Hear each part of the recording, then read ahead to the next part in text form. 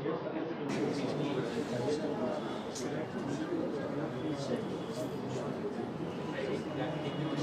और आदाब दोस्तों, आपकी तवज्जो चाहता हूँ। मैं एडवोकेट महबूब अली मोहम्मद आप सबका वेलकम करता हूँ, खुशामदीद करता हूँ। अवाम प्रजा फाउंडेशन के पहले टॉक में हमने एक नई सीरीज़ शुरू की है जिसका नाम है APF टॉक्स। तो दो मेन चीज़ों पे हम काम कर रहे हैं साहब। एक है एजुकेटिव लेक्चर्स और दूसरी चीज़ है जनरल सोशल वर्क। तो एजुकेशन में हम लोग मेनली हमारा टारगेट ये है साहब, अपने अपने फील्ड के जो माहिर क़ादिर हैं, एक्सपर्ट्स हैं, तो सोसाइटी के जो भी हो सकते हैं उनको बुला के जो है लेक्चर देने की जो है हम कोशिश कर रहे हैं। इत्तेफाकन अभी एक पर्सनैलिटी का जो है आज यानी क्या बोलेंगे मरण दिन था या जो भी एनिवर्सरी थी, तो शहादत का दिन था खासकर, तो उस वजह से जो है आज हमारा फर्स्ट टॉक हम याद शाहिद आज़मी से शुरू कर रहे हैं। आगे भी हम इंशाल्लाह लोग जो है मुख्तलिफ फील्ड जैसे law, politics, journalism, activism, education, business, sports, उन फील्डों से जो है लोग को बुलाएंगे और काफ़ी लोगों का जो है माशाल्लाह बहुत अच्छा रिस्पांस रहा, तो वो लोग करेंगे। तो आप लोग कुछ हमारा कांटेक्ट नंबर या कुछ ले लीजिए, तो इससे आप लोग जो है फॉलो कर सकते हैं। आगे के भी इवेंट्स हम कोशिश कर रहे हैं महीने में एक इवेंट या दूसरा इवेंट जो है शुरू करेंगे। तो आज का जो मौजू है, जो टॉक है, याद शाहिद आज़मी। तो थोड़ा सा मैं इंट्रोडक्शन शाहिद आज़मी साहब का देता हूँ। तो शाहिद आज़मी साहब मुंबई शहर से जो है ताल्लुक़ रखते थे और एक वक्त था कि जो है ये 92-93 के कुछ फसादात में जो है उनको पकड़ा गया था, फिर छोड़ दिया गया था और कुछ इल्ज़ामात लगाए गए थे उनके ऊपर। तो काफ़ी साल वो खुद जो है जेल में गुजारे और उसके बाद बाइज़्ज़त बरी जो है रिहा हो गए। उनके ऊपर जो इल्ज़ाम लगे थे सब झूठे थे। तो बताते हैं कुछ 10th या इंटर तक उन्होंने जो है पढ़ाई की थी पहले, बट अंदर जेल के अंदर जो है वो पढ़ना नहीं छोड़े।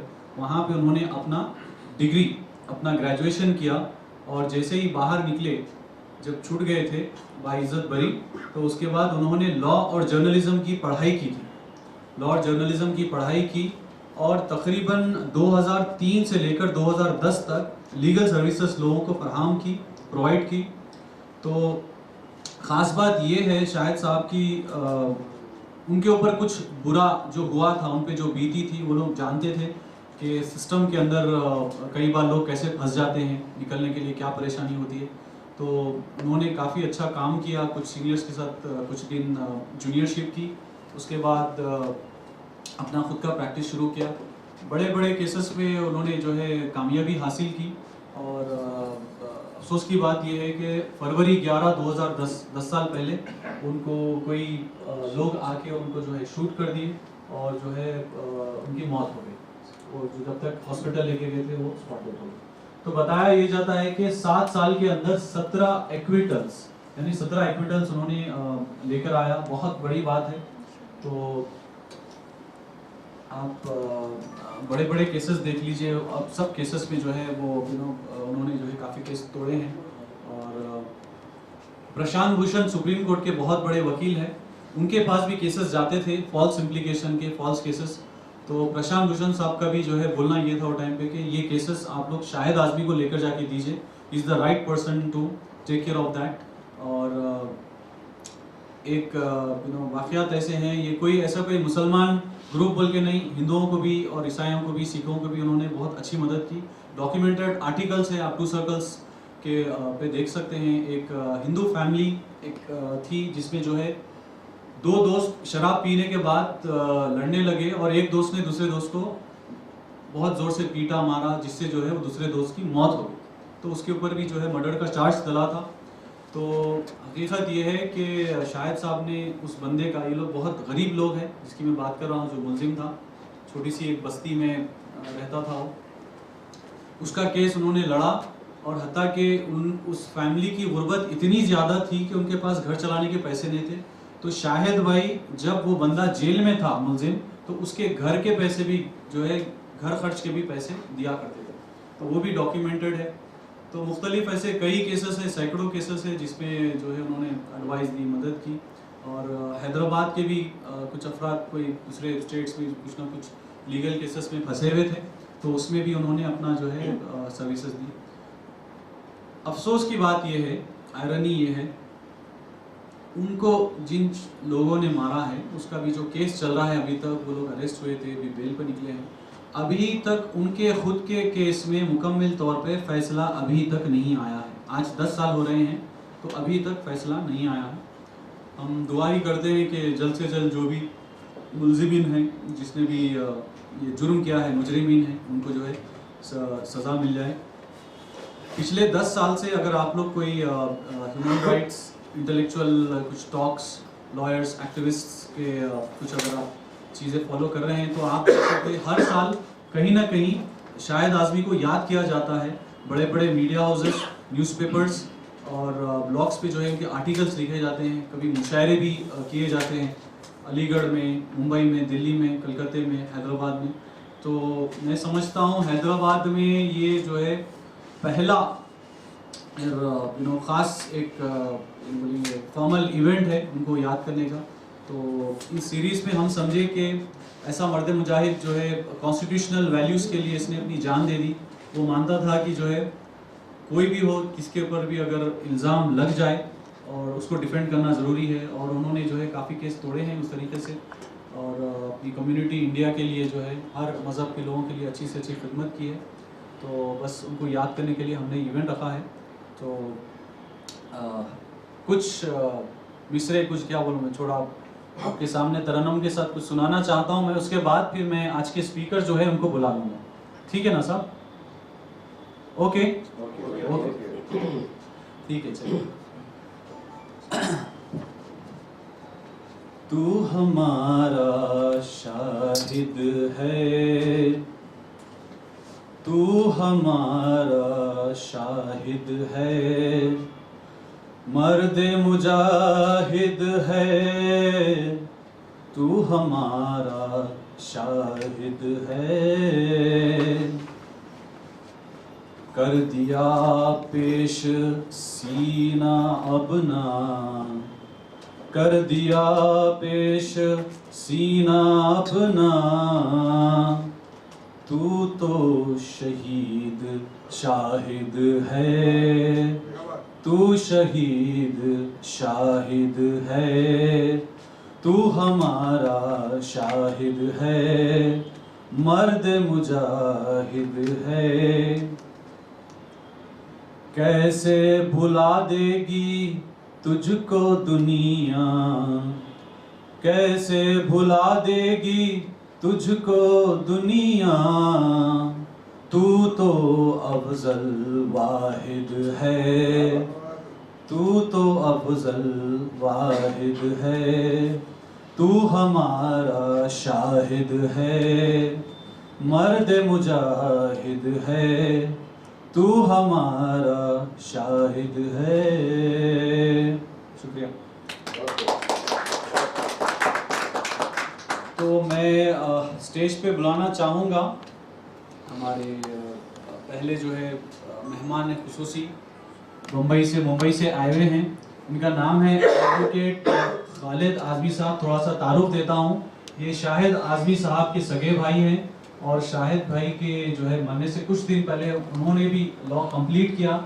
शाहिद भाई जो केसेस पे काम कर रहे थे, जब शाहिद भाई का जो है मतलब शाहिद भाई की जब मौत हो गई, उसके बाद जो बड़े बड़े केसेस थे जिसमें शाहिद साहब काम कर रहे थे, तकरीबन उन केसेस को खालिद भाई ने कंटिन्यू किया, और माशाल्लाह दर्जनों केसेस में उन्होंने जो है कामयाबी भी पाई। और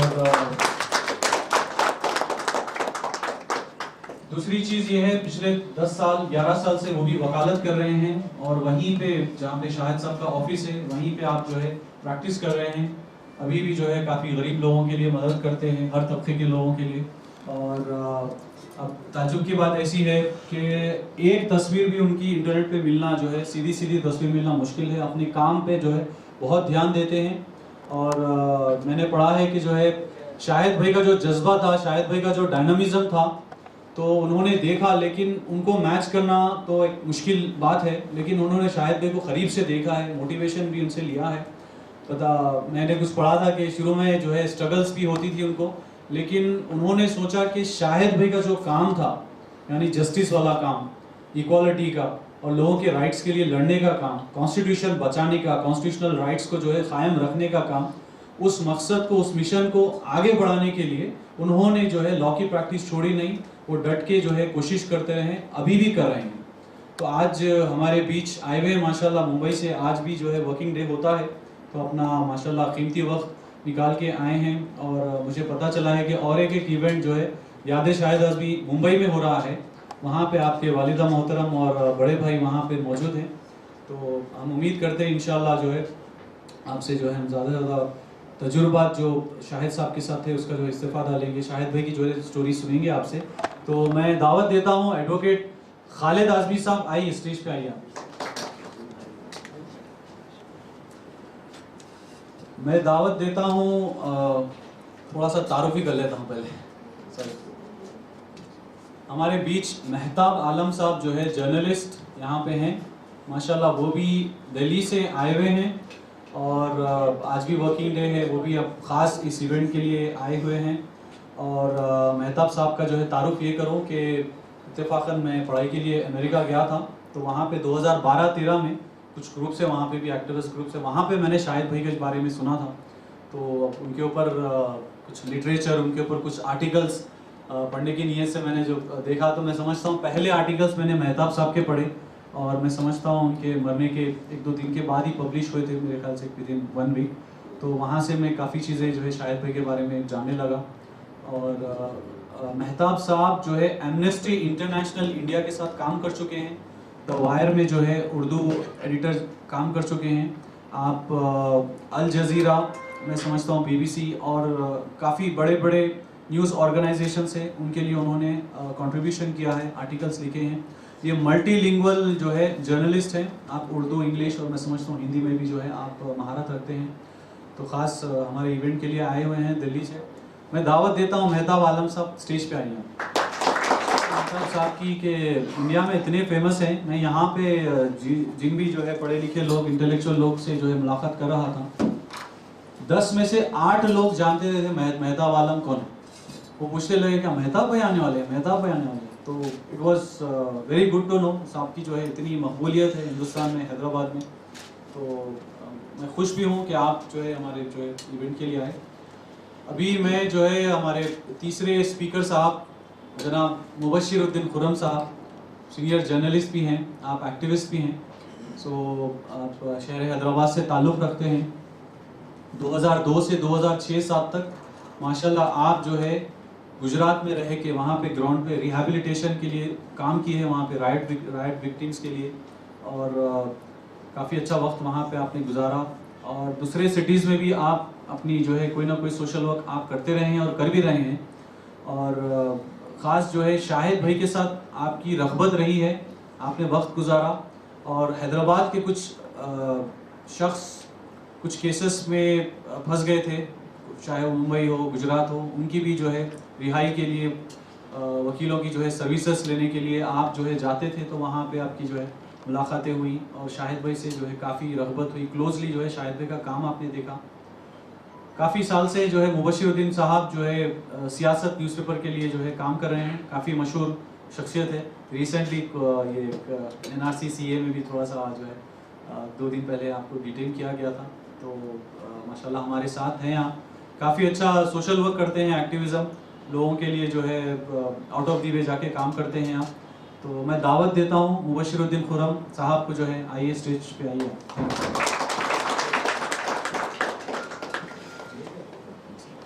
मैं खालिदा परवीन मैडम से रिक्वेस्ट करता हूँ सामने आ जाइए आप, पहले रो में आ जाइए आप। मुजफ्फरुल्लाह खान साहब, जनाब अमानुल्लाह खान साहब मरहूम MLA चंद्रन साहब के बेटे हैं, तकरीबन करीब 3 गाँवों से वकालत कर रहे हैं और बहुत ज़्यादा जो है हमारी कम्युनिटी पे उनका नज़र करम रहा है और काफ़ी गरीब लोगों के लिए जो है और मुख्तलिफ़ लोगों के लिए वो मदद कर चुके हैं। और ख़ास कर उनको बुलाने का मकसद ये था, वो भी काफ़ी फॉल्स केसेस, टेरर केसेस में जो है जो बंदे फंस चुके थे, उनके ऊपर भी उन्होंने काम किया और मुसलसिल आप मीडिया के ज़रिए देख रहे होंगे कि जो है काफ़ी केसेस उन्होंने तोड़ के रख दिए और उनके जो मुवक्किल थे वाइज़त बरी हुए। और वो जानते थे, शाहिद आज़मी साहब के बारे में पढ़ चुके थे, देख चुके थे, वो भी बात करना चाह रहे थे। आज सुबह में एक बिजनेसमैन है हैदराबाद के, मोहम्मद पहलवान साहब, तो उनका इंतकाल हो गया, तो वो उनसे काफ़ी क्लोज है, तो उस वजह से अभी ईशा में उनका जनाजा है, उस वजह से वो आ नहीं सके। बस 4-5 बजे तक तो उनकी नीयत थी आने की, बट जो है वो माजरत खां है। तो मैं जो है रिक्वेस्ट करूँगा आप यहाँ से जो है खालिद आज़मी साहब से मैं शुरू करूँगा कि आप जो है शाहिद आज़मी साहब के बारे में बताइए हमको कि कैसे थे वो, क्या काम करते थे, उनका कैसा काम रहा, आपके ऊपर भी कैसे एक्सपीरियंसेस रहे साहब के। तो मैं जो है खालिद आज़मी साहब से रिक्वेस्ट करता हूँ कि आप जो है पोडियम है साहब वहाँ पे बिल्कुल हमको, शुक्रिया। अस्सलाम वालेकुम।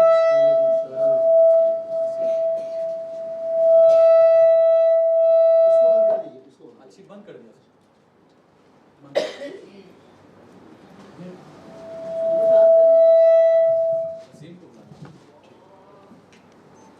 देखिए, थोड़ा फ़ोन साइलेंट कर लीजिए, सॉरी।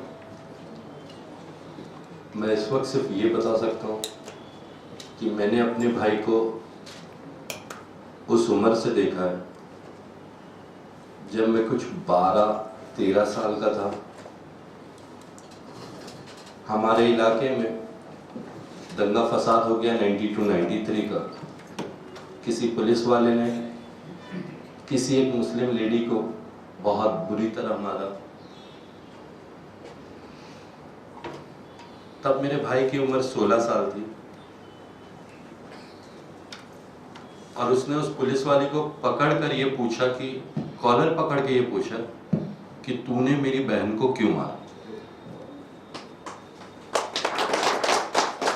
एक बार उसी के कुछ वक्त बाद शाहिद आज़मी को अरेस्ट कर लिया जाता है जिसकी उम्र 17 साल रहती है, अंडर कोटा। 5 साल 6 साल उस पर केस चलता है, सुप्रीम कोर्ट तक बात जाती है। सुप्रीम कोर्ट ये कहती है कि ये नाबालिग है, इसे छोड़ देना चाहिए। जेल से बाहर आते ही लॉ और जर्नलिज्म करता है। जेल के अंदर भी वो अपने आप को खामोश नहीं रखता। वो अपना एजुकेशन,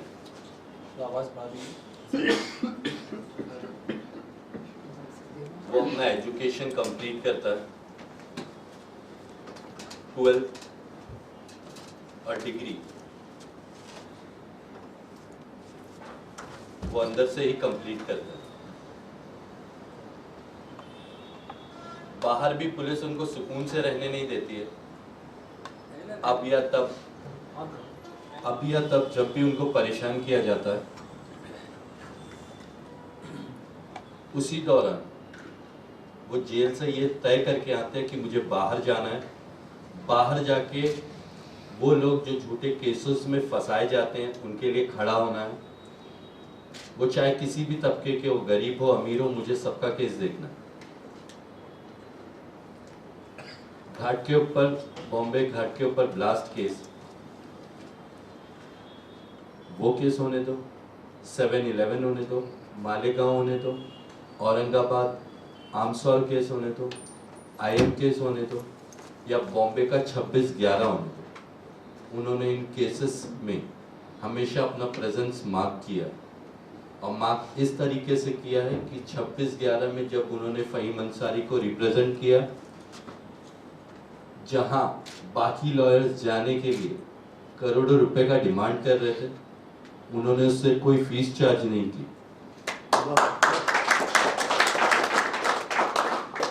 वहां जहां जाने के बाद उनको गोली लग गई, उसके बाद जब मेरे सिर पे ये जिम्मेदारी आई कि आपको किसी सीनियर लॉयर को लेके इस केस को एंड तक पहुंचाना है, मैं कई सीनियर लॉयर्स के पास गया मीटिंग करने। किसी ने भी इस केस में हाथ डालने की हिम्मत नहीं दिखाई। मुझे अपने एक दोस्त को लेना पड़ा। आरबी मुकाशी करके मेरे एक दोस्त हैं, मैंने उनसे मदद मांगी कि सर मैं जितना गाइड आपको कर रहा हूँ आप उतना 15 मिनट का आर्ग्यूमेंट ही करना है, आप खाली इतना कर दीजिए।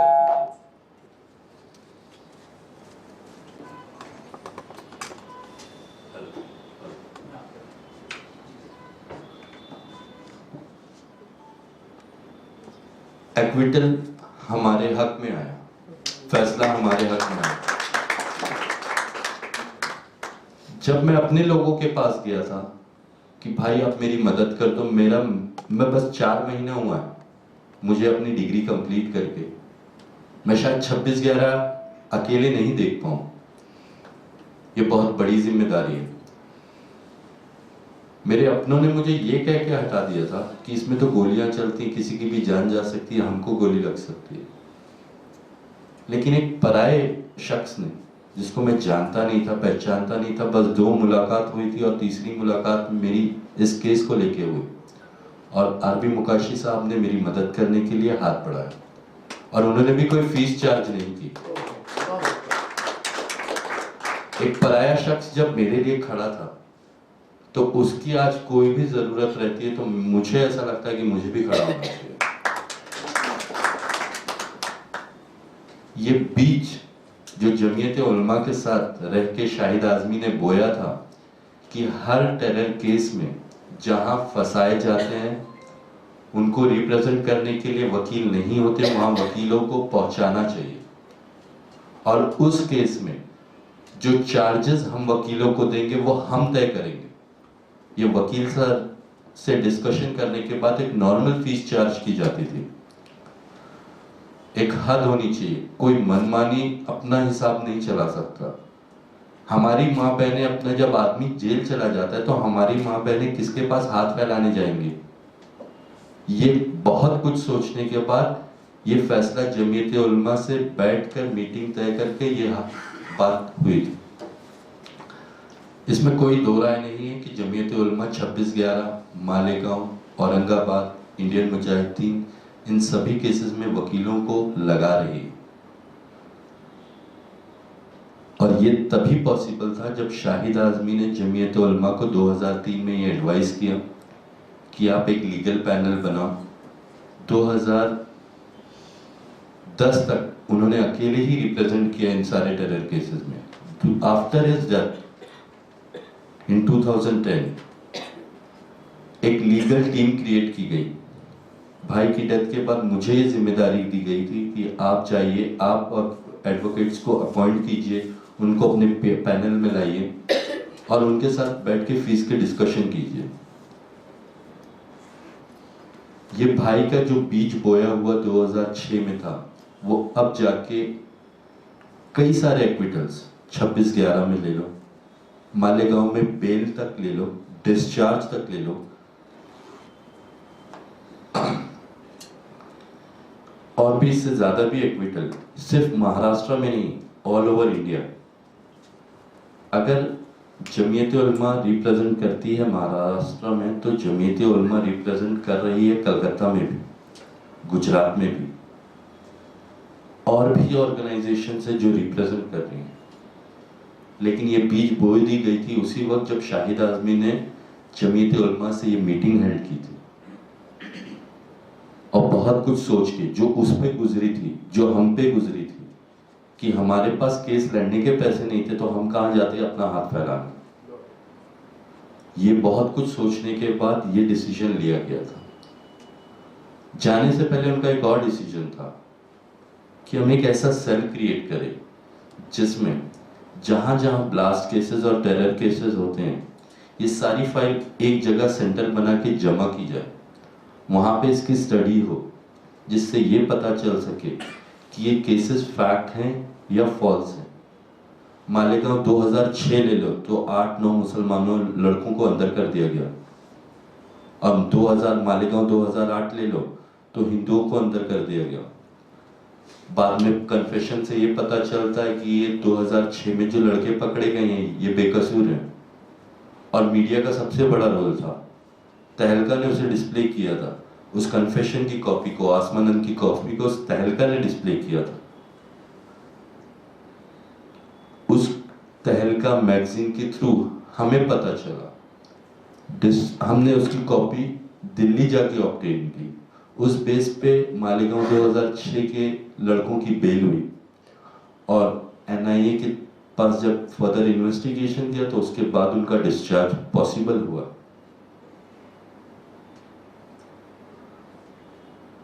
ये सारे रोल थे। जज्बात मेरे भाई के ऐसे थे कि आप पैसा दो ना दो, उसको कोई पैसे का कोई लेना देना नहीं था उनसे। हैदराबाद से उनका बहुत अच्छा कनेक्शन है, उनकी वाइफ हैदराबाद की थी, लेकिन उनको ये पता था कि मेरे जान का कोई भरोसा नहीं है। अपने इंतकाल से 6 महीना पहले उन्होंने अपनी बीवी को तलाक दे दिया था। इंतकाल से 1-1.5 महीना पहले उन्होंने अपने छोटे भाई को अपने से दूर हटा के रख दिया था। उन्होंने घर पे अपने दोस्तों को ये बोल दिया था, अभी अभी बात निकली थी भाई के साथ में, उन्होंने अपने एक दोस्तों को कहा था मेरे पे किताब नहीं लिखी जाएगी, बनाऊंगा तो मैं अपने पे पिक्चर ही बनाऊंगा, और पिक्चर बनी। हंसल मेहता ने शाहिद पिक्चर बनाई, नेशनल अवार्ड विनिंग। उस स्टोरी में 95 पॉइंट सारे ट्रू और फैक्ट्स ही दिए गए। एमसीओसी को अगर किसी ने ड्रैकोनियन लॉ कहा है तो वो पहला शख्स शाहिद आजमी था। एमसीओसी को अगर किसी ने सुप्रीम कोर्ट तक लेके जाके चैलेंज किया तो वो भी शाहिद आजमी था। ये उसकी मौत थी जो आज हम सब इधर इकट्ठा हैं। उसी की मौत से न जाने कितने लड़के लड़कियां इंस्पायर हैं और उसके बाद उन्होंने लॉ फैकल्टी को ज्वाइन किया। एक दौर था जब हम ये कहते थे कि हम मुसलमान कभी एक नहीं हो सकते, एक वो दौर था। थोड़े वक्त पहले जब सीए आया तो मैंने व्हाट्सएप पे कहीं पढ़ा, किसी ने मोदी का शुक्रिया अदा किया कि साहब आपका बहुत बहुत शुक्रिया, ये कौम कभी एक नहीं हो सकती थी, आपने एक कर दिया। वैसे ही सर, शायद उसकी मौत से लॉ खेलने लगा है, लॉ में कई बढ़ोतरियां हुई हैं, लॉ में काफी अच्छे लड़के आने लगे हैं। साहब ने बताया, साहब ने भी उन्हीं से इंस्पायर होकर लॉ किया। साहब मेरी तो पढ़ाई 12वीं के बाद मैंने सोचा था मैं बंद कर दूंगा, क्योंकि अपना तो वही हिसाब है, कॉलेज के गेट के बाहर काटिंग की चाय लेके पी लिया, हो गया अपना कॉलेज और अपन घर वापस आ गए। लेकिन उन्होंने मेरे को पुश किया कि नहीं, तेरे को लॉ करना है, अगर मुझे कल कुछ हो गया तो तेरे को मेरी फील्ड संभालनी है। That means he was knowing that state is behind him and he has to prepare for that day. He has prepared himself. उसने अपनी माँ को ये कह के बोला था कि अगर मेरे को कुछ हो जाता है तो मैं इतना तो जरूर करके जाऊंगा कि आपको जिंदगी भर बाकी बच्चों का कुछ करना नहीं पड़ेगा, बच्चे आपको देखेंगे। उसकी मौत पे, उसकी शहादत पे हम जनाजे को कंधा नहीं दे रहे थे। जनाजा ऐसा लग रहा था कि पानी के बहाव के जैसे वो तैरता जा रहा। इतने लोगों की भीड़ मैंने कभी इकट्ठा एक साथ बंबई में नहीं देखी थी। जहां जनाजे की यहाँ दोनों एंड पे मुझे लकड़ियों के बांस मारने पड़ रहे थे कि इतने आदमी जनाजे को हाथ कैसे देंगे। जनाजा तैरते जा रहा था, मुझे तो ऐसा लग रहा था। एक एंड की भीड़ जहाँ शुरू हो रही थी वो 1.5-2-3 किलोमीटर तक भीड़ जा रही थी और 3 किलोमीटर के बाद वो भीड़ खत्म हो रही थी। उसके कॉन्टैक्ट्स हैदराबाद, दिल्ली, आसाम, कलकत्ता तक सीमित नहीं थे। वो लोगों के लिए, ऐसे केसेस के लिए, उसके अगर दोस्त बाहर बैठे हैं दूसरी कंट्रीज में तो उनसे वो फोन करके उनसे फंडिंग मंगाता था कि हमें इस केस के लिए यहाँ पे इतनी ज़रूरत है, और वहाँ से उनको फंडिंग आ भी जाती है। हिंदुओं की खाली बात नहीं करूँगा, सिर्फ मुसलमानों की बात नहीं करूँगा, मैं हिंदुओं की भी बात करता हूँ। ये बहुत कम लोग जानते हैं कि शाहिद आज़मी ने एक फैमिली को फुल्ली सपोर्ट किया। एक औरत को अपनी माँ बोला, जब उसके पास केस लड़ने के पैसे नहीं थे अपने बेटे के लिए, भाई ने उनका केस फ्री ऑफ कॉस्ट देखा। उस औरत की बेटी की जब शादी की बात आई तब तक भाई का इंतकाल हो गया था। वो शादी की जिम्मेदारी मेरे सर आई, अब मैंने उसको भाई के वादे के हिसाब से पूरा निभाया। ये चीज ये दिखा रही है कि सिर्फ हम मुस्लिम कम्युनिटी के लिए ही नहीं, हम इंसानियत के लिए लड़ रहे हैं। हमें ऐसा लगता है कि हमें इंसानियत है, हम वो कर सकते हैं, तो हम वो कर रहे हैं।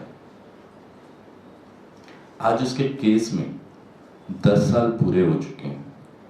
मेन शूटर्स जितने थे वो अभी भी जेल में है। वो सुप्रीम कोर्ट तक गए, बेल नहीं हो पाई। वो बार बार अर्जी कर रहे हैं कि जब तक हमारी बेल एप्लीकेशन की सुनवाई नहीं हो रही है हमारा केस मत चला। आज 10 साल हो गए उस बात को, लेकिन वो अंदर ही है, उनकी बेल नहीं हुई। अभी तक 3 गवाह कंप्लीट हुए हैं। केस में 107 गवाह हैं, अभी 3। अब देखिए आगे कितना वक्त और लगता है। उस वकील को मैंने ये करते हुए देखा है कि 2-2 बजे रात तक अपनी ऑफिस में बैठ के वो खुद भी पढ़ता था कि क्या करता था मेरे को तो नहीं मालूम, मैं तो देखता था पढ़ते ही रहता था, लेकिन मेरे को पकाते रहता था। क्योंकि वो पढ़ता था, सजा मेरी होती थी कि मेरे को बाहर कैबिन में बैठ के उसकी बुक्स बनानी पड़ती। वो बोलता था ड्राफ्टिंग मुझे करनी पड़ती। उससे बहुत कुछ सीखा है। ड्राफ्टिंग उसी से सीखी, जज्बात उसी से सीखी। बंबई में आजाद मैदान राइट्स केस हुए, 60 बच्चों को अंदर कर दिया गया। मुझे फोन आया, मैं गया, 45 to 50 अकेले मैंने रिप्रेजेंट किया, उनको बेल पे बाहर निकाला, without any cost, without any fees. ये सिर्फ उसी जज्बात से कि मेरे भाई जब कर सकता है तो मैं क्यों नहीं कर पाऊंगा। वो शख्स 2 बजे रात तक लॉ की किताबें जब पढ़ता था ना, तो वो सोचता हूँ मैं कि मैं रात में 2 बजे तक क्यों नहीं पढ़ पाता हूँ। यहाँ 12 बजे ही हाथ से बुक छूटने लगते। तो वो अब ये समझ में आता है कि हर उंगली बराबर नहीं हो सकती, इस वजह से मैं उसकी बराबरी तो नहीं कर सकता। हाँ, लेकिन मेरे पास जो उसने जिम्मेदारी दी है वो निभाने की पूरी कोशिश कर रहा था। इस वक्त मैंने अपने आप को सभी लोगों से अलग किया और अपना इंडिपेंडेंट काम शुरू किया। लेकिन ये इसका ये मतलब नहीं कि मैंने वो कामों को बंद कर दिया। मुझे अपनी जिम्मेदारी अभी भी और आगे भी याद रहेंगी इंशाल्लाह। अल्लाह कामयाबी दे। अल्लाह हाफ़िज़।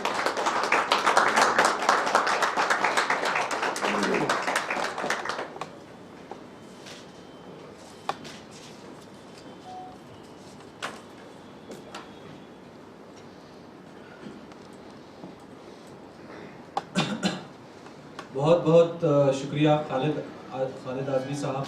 बहुत ब्रीफली आपने जो है शाहिद भाई के बारे में बताया।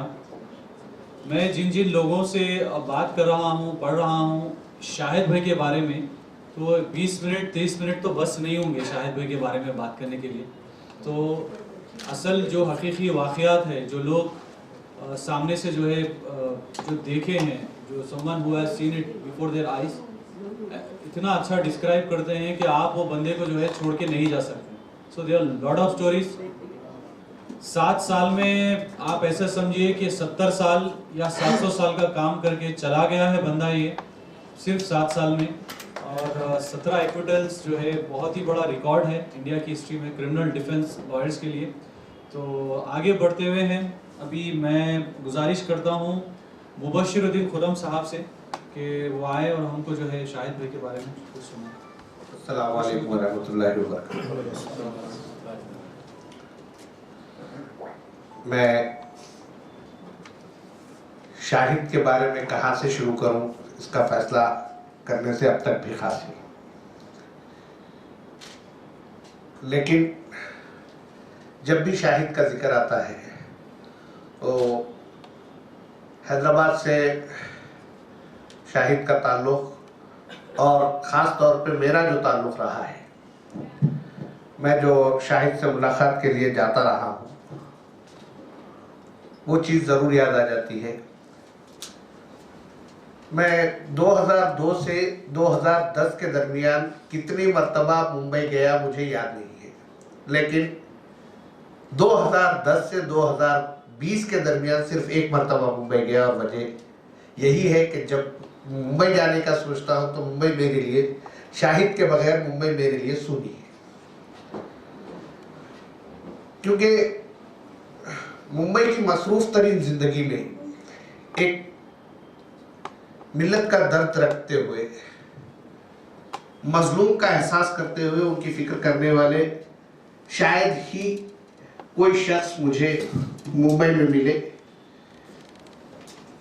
लेकिन शाहिद आदमी में ये कैफियत थी, ये उनकी खुसूसियत थी कि जब कभी वो बात करते, चाहे फ़ोन पे बात हो या फिर मुलाकात हो,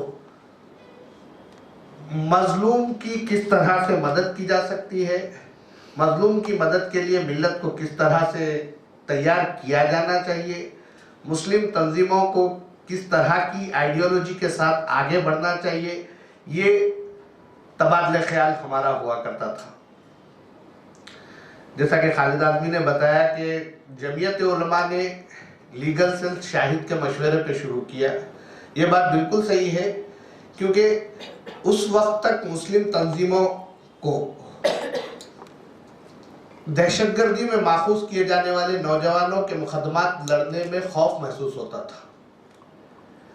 लेकिन ये शाहिद आज़मी की बहुत बड़ी कामयाबी रही कि जमीयत उलमा को इस बात के लिए उन्होंने तैयार किया था कि मुस्लिम तंजीमें, ख़ास तौर पर ऐसी बड़ी तंजीमें जो मुल्क भर में मौजूद हों, अपना असर रखती हो, वो इनके मुकदमात लड़ने के लिए आगे आए, ताकि आवाम के जहनों में जो इन नौजवानों के ताल्लुक़ से शुबहात पैदा हो रहे हैं, उन्हें दूर किया जा सके। आमतौर पर जब भी किसी नौजवान को दहशतगर्दी के मुकदमे में माखूज किया जाता है तो सबसे पहले उसके पड़ोसी और महल्ले वाले और जहां वो काम किया करता है या उसकी तिजारत है, उस इलाके के लोग उससे अपना नाता तोड़ लेते हैं। अक्सर मुकदमात में दहशतगर्दी के, चाहे 26/11 हो, मक्का मस्जिद ब्लास्ट हो, लुम्बिनी पार्क ब्लास्ट हो, गोकुल चाट ब्लास्ट हो, किसी भी मुकदमे की अगर आप तफसील उठाकर देखें तो फौरी तौर पे मामले को रफा दफा करने की कोशिश करते हुए चंद बेकसूर नौजवानों को निशाना बनाया जाता है, और ऐसे नौजवानों को निशाना बनाया जाता है जो जिनके लिए वकील की फीस देना भी दुश्वार होता है, उनके खानदानों के लिए। शाहिद आज़मी से जो मेरा ताल्लुक़ रहा, मैंने शाहिद आज़मी से कई मुकदमात के सिलसिले में बातचीत की, हमारा तबादला ख्याल होता रहा, लेकिन ख़ास तौर पर जिन मुकदमात में शाहिद के साथ मैं खुद इन्वॉल्व रहा, इंफॉर्मेशन गैदर करने में या फिर एक दूसरे की मदद की, जहाँ जो जिसे कहते हैं बहैसियत सहाफ़ी, उन्हें जो कुछ इंफॉर्मेशन चाहिए थी मुझसे, और शाहिद को जर्नलिज्म के एथिक्स भी बड़ी अच्छी तरीके से मालूम थे, पता थे, वो किस तरह से निकालना है वो भी जानता था। अहमदाबाद में 2004 में एक एनकाउंटर हुआ जिसमें इशरत जहां, मुंबई की लड़की, शामिल थी। उस एनकाउंटर के सिलसिले में शाहिद से काफ़ी तफसीली मुलाकातें हुई। इसके अलावा हैदराबाद के जिन लड़कों को हरेन पांड्या केस में माखूज किया गया था, उनके केस को गुजरात के बाहर चलाने के लिए एक हिकमत अमली तैयार की गई थी और इस बात का फैसला किया गया था कि इस सिलसिले में एक दरखास्त गुजरात हाईकोर्ट में दाखिल की जाए। यहाँ जिन लड़कों को महफूज किया गया था उनके वालिदैन, जिम्मेदार और रिश्तेदारों के साथ मैंने शाहिद से मुलाकात की, लेकिन शाहिद की उम्र को देखते हुए और शाहिद की मासूमियत, मैं कहूँगा मासूम चेहरा देखकर कई लोगों को इस बात की तसल्ली नहीं हुई कि भाई ये लड़का क्या हमारे मुकदमा लड़ेगा। ये एहसास था। उस वक्त मेरे साथ जब ये मुलाकात हुई, उस वक्त मेरे साथ हैदराबाद से ताल्लुक़ रखने वाले एक शहीद मुजाहिद सलीम इस्लाही भी मौजूद थे। हम लोगों ने फैसला किया कि भाई शाहिद को कन्विंस किया जाए कि किसी और वकील से मुलाकात तय करवाए। बेस्ट बेकरी केस, गुजरात का मशहूर केस जो महाराष्ट्र में चला, उसका हवाला देते हुए इन नौजवानों के मुकदमे को गुजरात से महाराष्ट्र शिफ्ट करवाने के बारे में दरखास्त दाखिल करने की कोशिश की जा रही। जब मैं और मुजाहिद खालिद शेख एडवोकेट गुजरात के हैं, उनके साथ शाहिद को कन्विंस किए कि भाई जितने नौजवान अंदर हैं, उनके रिश्तेदार जो यहाँ मौजूद हैं, वो चाहते हैं कि हिंदुस्तान का एक बड़ा नाम है एडवोकेट मजीद मेमन, उनसे मुलाकात करें। शाहिद ने अक्सर मना कर दिया, कहा कि भाई मैं उनसे मुलाकात नहीं करना चाहता, आप लोग चाहे तो जाकर के मुलाकात कर सकते हैं। हम लोगों ने कन्विंस किया कि भाई एक बार इन लोगों की खातिर एक बार मिल लें। तैयार हुए, दूसरे दिन का टाइम लिया गया, साथ गए, बल्कि शाहिद ने ही टाइम लिया, बताया कि हैदराबाद से कुछ लोग आए हुए हैं, ये लोग मिलना चाहते हैं, उनके लिए मैं आ रहा हूं। जब गए, मजीद मेमन साहब से मुलाकात हुई। उन्होंने जब सुना कि भाई इस मकसद के लिए आए हैं, तो फौरी जो फीस है उसकी तफसीलात सुनाने लग गए और कितनी हियरिंग्स हो सकती है वो बताने लग गए। जब ये बातचीत शुरू हुई तो शाहिद फौरी बाहर निकल गया, उसके पीछे मैं निकल के आया। तो शाहिद का बोलना था यही वजह है कि मैं नहीं आना चाह रहा था। मैं नहीं चाहता कि इनके मुकदमात ये लोग पहले से सताए हुए हैं, इन्हें मजीद सताया ना जाए, मेरी ये ख्वाहिश है। जब मैं शाहिद से कन्विंस करने के लिए माफी मांगा कि भाई अगर आप पहले ये बोल देते ये होगा, तो शायद इन लोगों को कन्विंस कर लेते। खैर वो एक वाकया है। यहाँ पर मौलाना नसीरुद्दीन साहब मौजूद हैं। जब गुजरात पुलिस ने मौलाना नसीरुद्दीन साहब को यहाँ से गिरफ्तार किया, उसी वक्त मुजाहिद सलीम इस्लाही की शहादत हुई थी। उससे 10 दिन पहले मैं मुजाहिद सलीम इस्लाही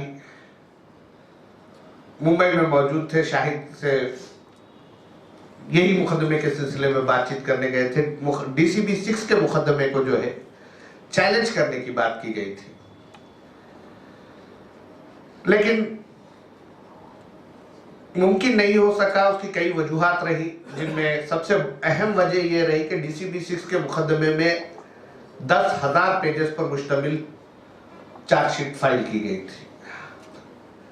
वो चार्जशीट मुकम्मल तौर पर गुजराती में थी, उसका ट्रांसलेशन ही बहुत मुश्किल था, इसीलिए उस मुकदमे में कार्रवाई आगे नहीं बढ़ सकी। लेकिन हैदराबाद में जो 2 धमाके हुए, 3 धमाके में, गोकुल चाट, लुम्बिनी और मक्का मस्जिद ब्लास्ट, इन केसेस पर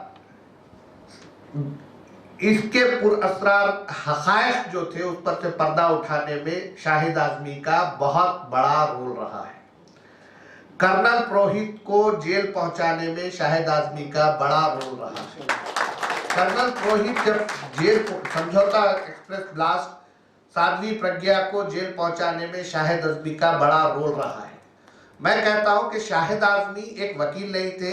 शाहिद आजमी 7 साल में 17 एक्विटल करवाए, 7 साल में 17 लोगों को बाइज्जत बरी करवाने में कामयाब हुए।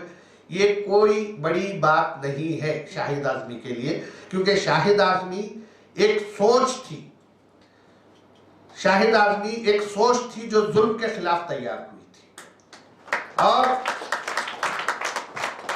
अगर शाहिद आजमी को मजीद ये 10 साल मिल जाते, अल्लाह की मर्जी है, कोई कुछ नहीं कह सकता किसका वक्त कब है। अगर 10 साल मिल जाते तो हिंदुस्तान में एक पैरेलल फोर्स की तरह वो सोच मौजूद होती। लेकिन मेरा ये मानना है, जो लोग जेल में हैं शाहिद के कत्ल के इल्जाम में, वो सिर्फ आलेकार है। क्योंकि जिस किसी ने भी ये किया, किसी एक मुकदमे या किसी एक दुश्मनी या एक वाक़े को लेकर के नहीं किया, बल्कि शाहिद आजमी की सोच को खत्म करने की कोशिश की गई। शायद खालिद आजमी साहब मेरी इस बात से इत्तेफाक करेंगे, क्योंकि शाहिद आजमी ने वकालत को जो उरूज बख्शा, ऐसे वकला की हिंदुस्तान में आज उम्मत को जरूरत है। शाहिद आजमी में खौफ नाम की चीज बाकी नहीं रही थी, क्योंकि अक्सर बातचीत के दौरान शाहिद का यह कहना होता था, जुल्म की जो इंतहा होती है, हो सकती है, वो मैंने देख ली है। अब इसके बाद सिवाय मौत के और कोई चीज नहीं हो सकती। शाहिद आजमी की सोच, शाहिद आजमी की फिक्र, मैं यहां इजहार ख्याल करना चाहूंगा। शाहिद आजमी की यह ख्वाहिश थी कि एक सोशल जस्टिस फोरम तैयार किया जाए, जो हिंदुस्तान भर में दहशतगर्दी के मुकदमात के अलावा दीगर मुकदमात में बेकसूर माखूज किए जाने वाले नौजवानों के साथ साथ उन लोगों के मुकदमात भी लड़े जो पसमानदा तबकात से ताल्लुक रखते हैं, जिनके पास हुक्ला को देने के लिए फीस नहीं होती और वो दरबदर की ठोकरें खाते। सिविल लिबर्टी लॉयर थे कन्ना बेरन साहब। कन्ना बेरन साहब जो है, मैं मक्का मस्जिद ब्लास्ट के बाद जब नौजवानों को गिरफ्तार किया जाने लगा, और मैंने कन्ना बेरन साहब को फ़ोन किया, बताया कि चल्लापल्ली जेल में नौजवानों पर मजालिम ढाए जा रहे हैं, साहब आप कुछ हेल्प कीजिए। मैं फ़ोन पे बात करके उनको बोला तो बोले, बेटा तू है कहाँ अभी? बोला ऑफिस पे हो सब। बेटा जब हम लोगों पर मजालिम होते हैं तो तुम होते कहाँ? अब जब तुम पर मजालिम होते हैं तो हम क्यों याद आते हैं? मैंने जब शाहिद को यह वाकया सुनाया तो शाहिद ने कहा था कि ये बात से मैं भी इत्तेफाक करता हूं। उसकी वजह यह है कि जो बड़े लॉयर्स गैर मुस्लिमों में हैं, वो भी पसमानदा तबकात के केसेस से दामन झाड़ते हैं। वो लोग ज्यादातर उन केसेस में प्रैक्टिस करते हैं जिनका कम्युनिटी लेवल पे ताल्लुक नहीं होता, पब्लिसिटी लेवल पे ताल्लुक होता है। इसके लिए वो लोग दूर रहते हैं और हमारे लोग भी उनका हाथ पकड़ने के लिए आगे नहीं बढ़े, उनकी शिकायत बजाय। इसी बातचीत को लेकर के एक सोशल जस्टिस फोरम की बात हुई थी, लेकिन शाहिद के साथ, शाहिद की सोच के साथ, सोच मैं समझता हूं खत्म हो गई है, क्योंकि शाहिद की तरह उलझने वाला एडवोकेट मैंने शाहिद को कोर्ट हॉल में देखा है। एक और बात शाहिद के ताल्लुक से मैं आपको बताता चलूं कि शाहिद आजमी हिंदुस्तान का सबसे कम उम्र लॉयर है जो मुंबई हाई कोर्ट में चैम्बर हासिल कर चुका था। बहुत कम सर्विस। छोटा सा चैम्बर, जिस तरह टैक्सीमैन कॉलोनी कुर्ला में जैसा ऑफिस था, उससे भी काफी छोटा ऑफिस चैम्बर मिला था, लेकिन चैम्बर बॉम्बे हाई कोर्ट में चैम्बर मिलना कोई मामूली बात नहीं थी। अभी खालिद आजमी ने जिक्र किया कि शाहिद आजमी के दोस्त क्या कहते थे। मैंने एक मर्तबा रात के खाने पे मुंबई में शाहिद से बातचीत करते हुए कहा कि शाहिद भाई एक काम करते हैं, कोई अच्छे राइटर को पकड़ के आप पे किताब लिखवाते हैं, क्योंकि उस वक्त मैं जो किताब पढ़ रहा था इफ्तिखार गिलानी की लिखी हुई किताब तिहाड़ में मेरे शब रोज, उसका हवाला देते हुए मैंने कहा शाहिद भाई एक किताब। तो कहने लगे मुंबई स्टाइल में, बे यार क्या किताब अपने पे तो फिल्म बनवाएंगे। तो वो जुमले मुझे अच्छी तरह याद है। और शाहिद आजमी की सोच और खत दोनों में बहुत बड़ा तज़ाद था।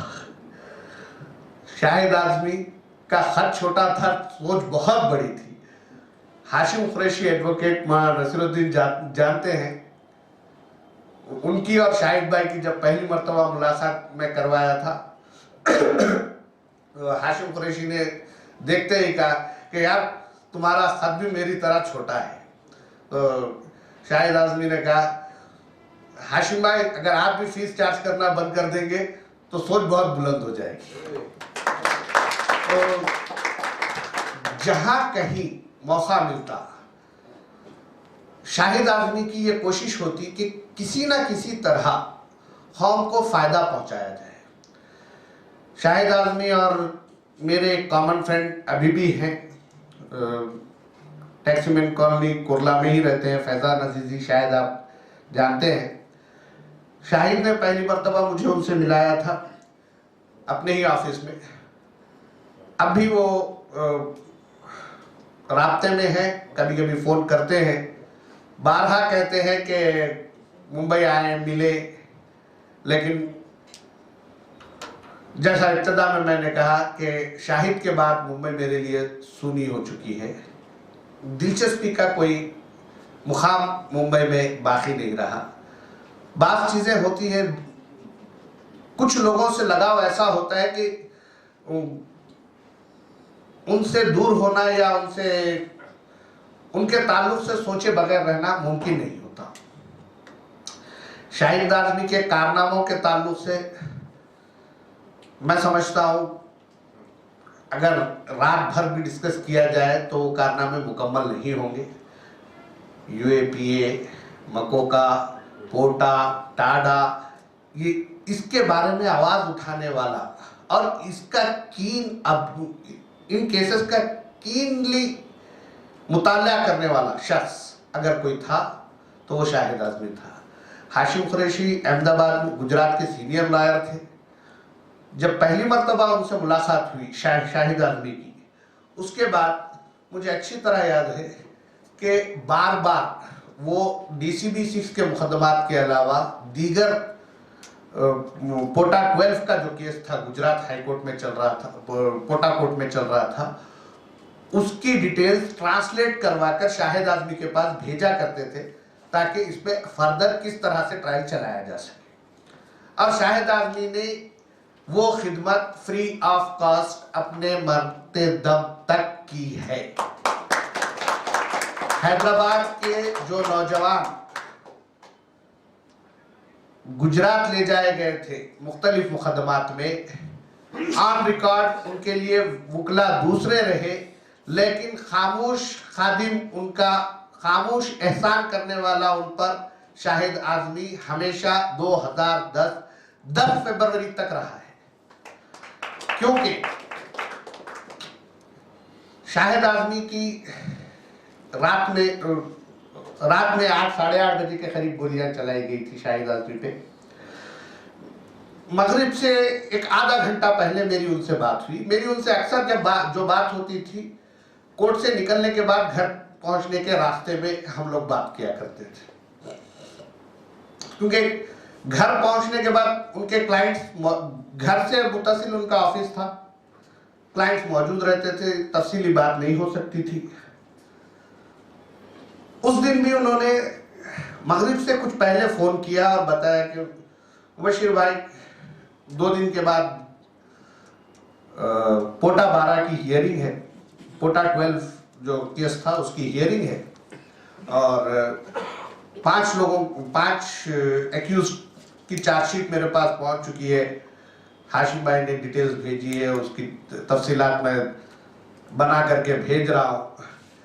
ये केस के ताल्लुक से बात हुई और घर पहुंचने के बाद उन्होंने मुझसे कहा कि मुबशिर भाई रात को मैं बात करता हूँ, उस वक्त ये व्हाट्सएप वगैरह कुछ नहीं था, अक्सर चीज़ें ईमेल पर आती थी या फैक्स पहुंचता था। बोले रात को मैं डिटेल भेजता हूँ जो हाशिम भाई को भेजे और रात को ही अपन हाशिम भाई से बात कर लेते हैं, फाइनल करते हैं, 2 दिन बाद शायद 3 लोगों की बेल हो जाए इसमें। बोला चलो बड़ी अच्छी बात है। ये आखिरी अल्फाज थे जो मैं शाहिद आजमी से सुना था। 2-2.5 घंटे के बाद फैजान अजीजी का मुझे फोन आया, भाई कुछ इतला मिली। बोला नहीं पता नहीं क्या हुआ। बोले शाहिद भाई को गोली मार दी। यकीन नहीं हुआ क्योंकि 2 घंटे पहले काम पर बात हुई है और मैंने पूछा कौन थे, पता नहीं चला, कुछ चल जाएगा, डिटेल आ जाएगी। वो तारीख है, आज की तारीख है, 10 साल हो चुके हैं। 7 साल में 17 लोगों को इंसाफ दिलाने वाला आज भी इंसाफ से महरूम है। ये इस बात की दलील है कि शाहिद आजमी एक सोच का नाम था जो 17 लोगों को इंसाफ दिला चुकी थी। अमली तौर पर उसका सबूत मौजूद है और वो सोच खत्म हो गई है। इसका ये सबूत है कि 10 साल से वो सोच इंसाफ से महरूम है। उस सोच को आज इंसाफ की जरूरत है। मेरी नौजवानों से, नौजवान वकला से गुजारिश है कि वो न सिर्फ अपने पेशे से मोहब्बत करें बल्कि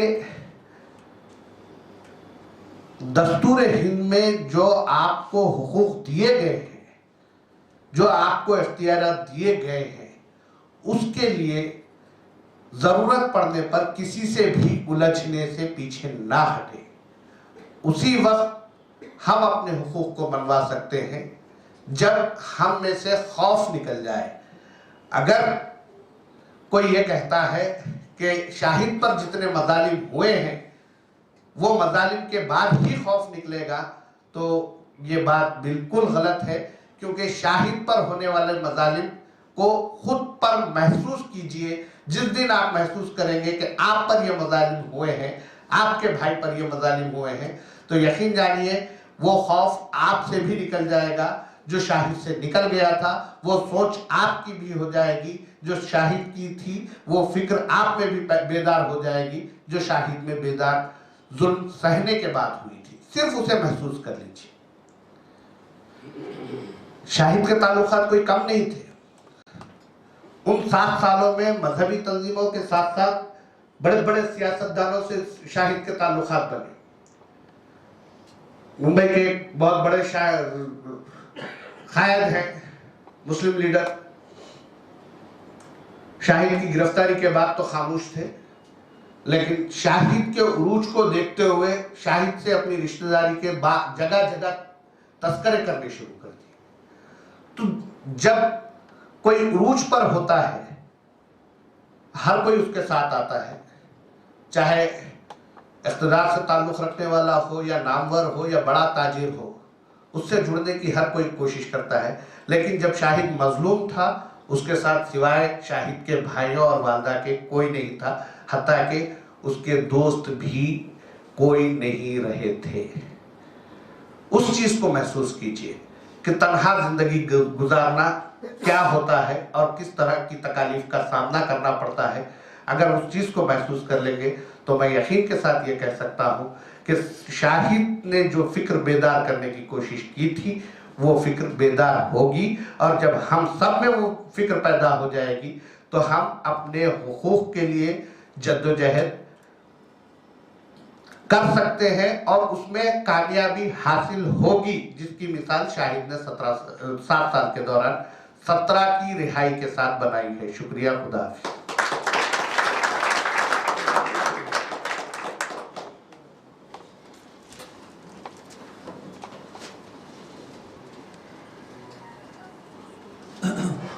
बहुत बहुत शुक्रिया मुबश्शिरुद्दीन खुर्रम साहब, आपने हमें जो है शाहिद भाई की कुछ काम के बारे में बताया। अगले स्पीकर हमारे दिल्ली से जो आए हुए हैं ख़ास मेहमान जनाब मोहतरम महताब आलम साहब से मैं रिक्वेस्ट करता हूं आप पोडियम पे आएँ और जो है शाहिद भाई के बारे में कुछ बताएं और कुछ इस काम से जो ताल्लुक़ जो लोग हैं उनके बारे में। शुक्रिया।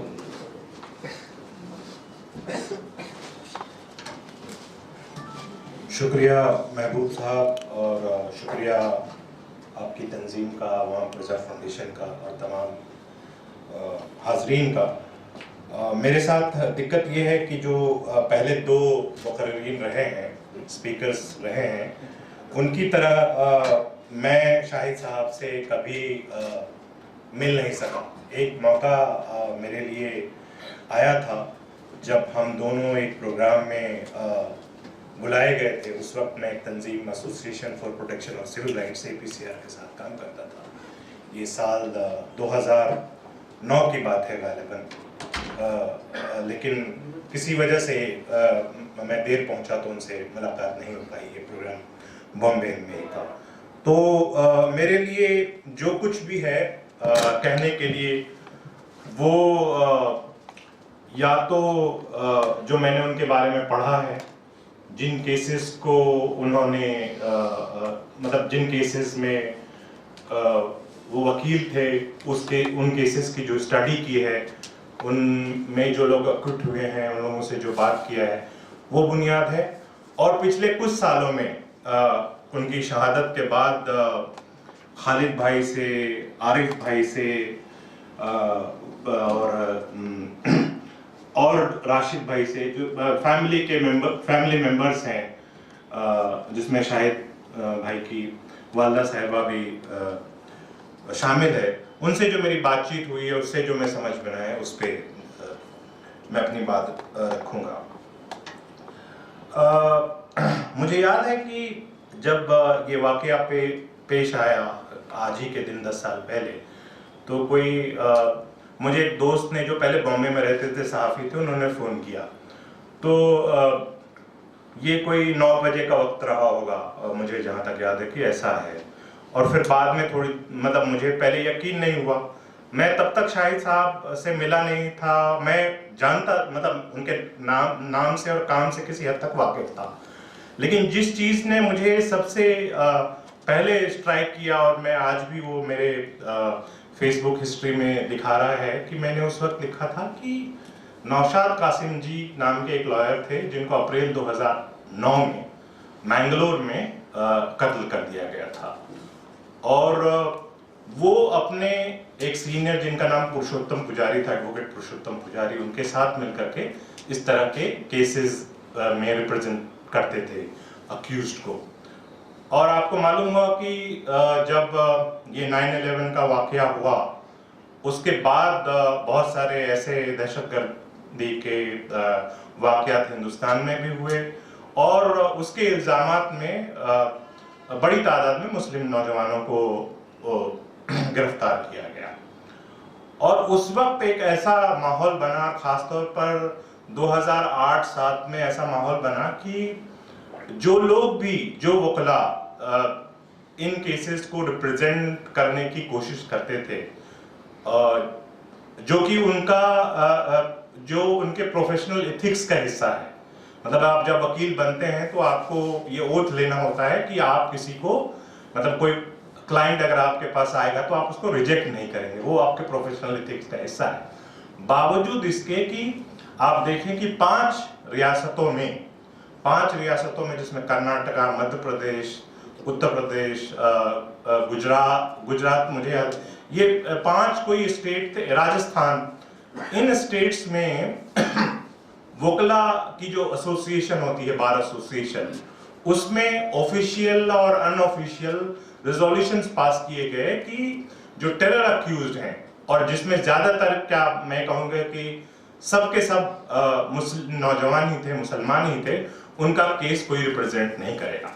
ये वो वक्त था जब शाहिद आजमी और भी कई सारे लोग, नौशाद कासिम जी हो गए, उनके सीनियर पुरुषोत्तम पुजारी हो गए, लखनऊ में आपको याद होगा शोएब साहब जो अभी हाल फिलहाल में भी उनको गिरफ्तार कर लिया गया था, इसी तरह से मध्य प्रदेश में एक नूर मोहम्मद साहब हुआ करते थे। तो ये लोग ऐसे केसेस को रिप्रेजेंट कर रहे थे। ये एक ऐसा वक्त था जब एक खौफ और दहशत का माहौल था।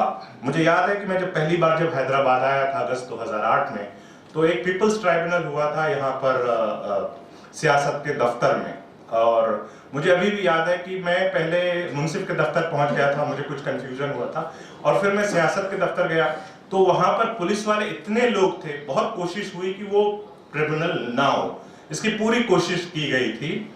और वहां बाज़ाब्ता जो स्टेट इंटेलिजेंस के लोग थे वो फोटो ले रहे थे, जो लोग अंदर दाखिल हो रहे थे उनकी तस्वीरें ले रहे थे। तो एक खौफ और दहशत का आलम था। और मतलब और फिर आप देखें कि 2008 में ही बटला हाउस इनकाउंटर हुआ, ब्लास्ट हुआ सितंबर में दिल्ली के अंदर, तो फिर नवंबर में आप देखते हैं कि 26/11 हुआ। तो एक और बहुत सारे लोग जिसमें मुसलमान भी शामिल हैं, वो ये समझते थे कि कहीं ना कहीं जिन बच्चों को इन मामलात में मुलजिम बनाया गया है, जो भी अक्यूज्ड हैं, कहीं ना कहीं उनका वो इन्वॉल्व है। ये एक समझ लोगों में थी, और कहीं ना कहीं लोग यकीन करते रहते।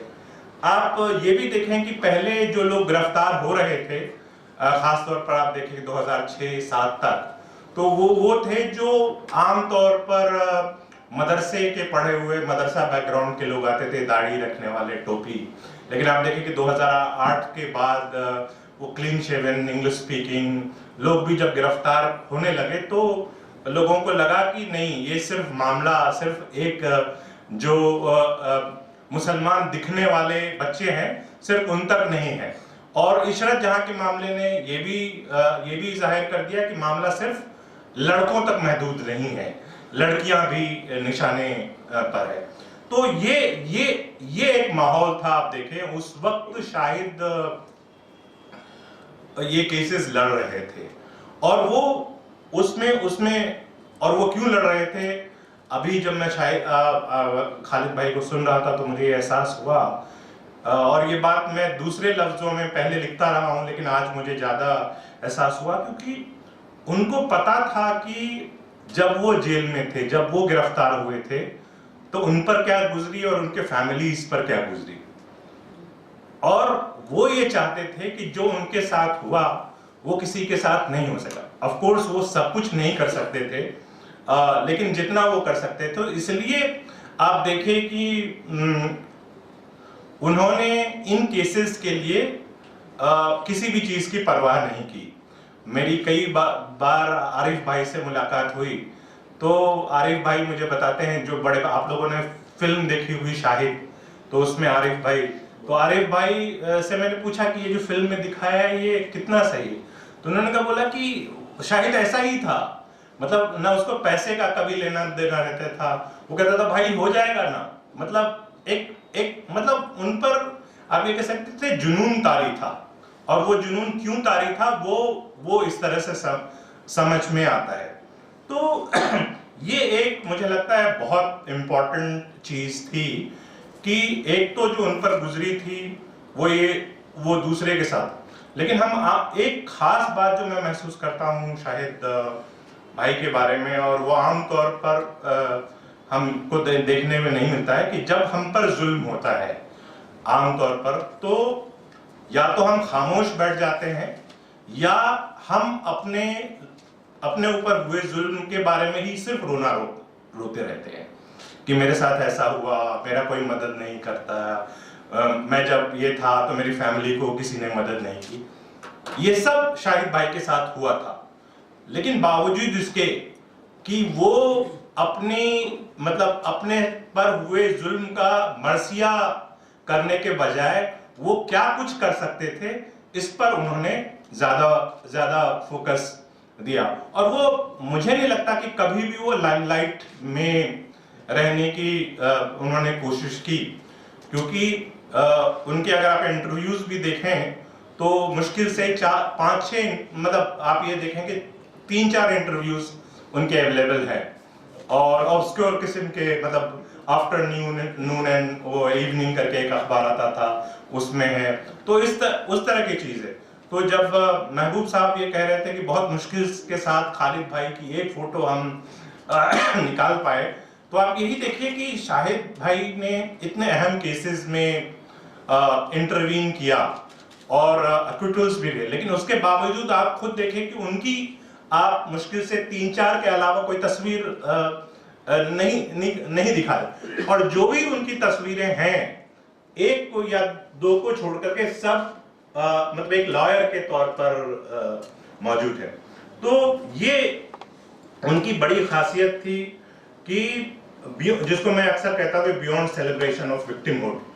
अब जो विक्टिमहुड, क्योंकि आम तौर पर हम देखते हैं मुसलमानों में ये बात मैं कह सकता हूँ कि हम पर जो मजालिम मतलब हम अपने मजलूम होने का जो रोना अक्सर हम रोते हैं, और शाहिद क्योंकि और लोगों के साथ भी इंटरेक्ट करते थे, जो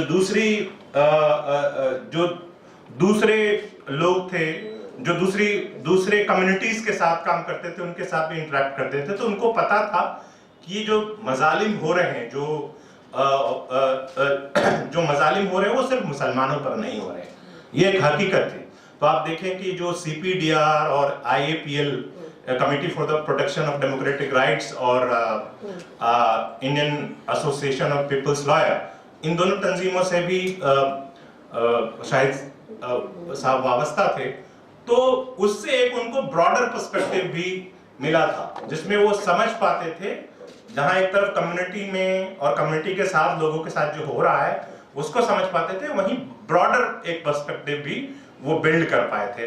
और उसके नतीजे में हुआ था कि वो एक अलायंस बना पाते थे, क्योंकि ये भी हमको समझना पड़ेगा कि एक पब्लिक परसेप्शन भी था, जिस तरह से मीडिया ऑपरेट करता है और जिस तरह से सारी चीजें होती है, तो उसमें जब तक बातचीत नहीं होती, इंटरेक्ट नहीं करते आप दूसरे से, तो बहुत सारी गलतफहमियां सिर्फ इंटरेक्शन न होने की बुनियाद पर होती है, क्योंकि उन तक। और उसकी एक मिसाल मैं आपको ये बताऊं कि 2008 में ही गालिबन जब तहलका ने एक सीरीज शाये की थी सिमी फिक्शंस के नाम से, उसने सिमी के बारे में भी, सिमी और जो टेरर के केसेस हैं हिंदुस्तान में, उसके बारे में जो नैरेटिव चेंज किया वो बहुत बहुत इंपॉर्टेंट था।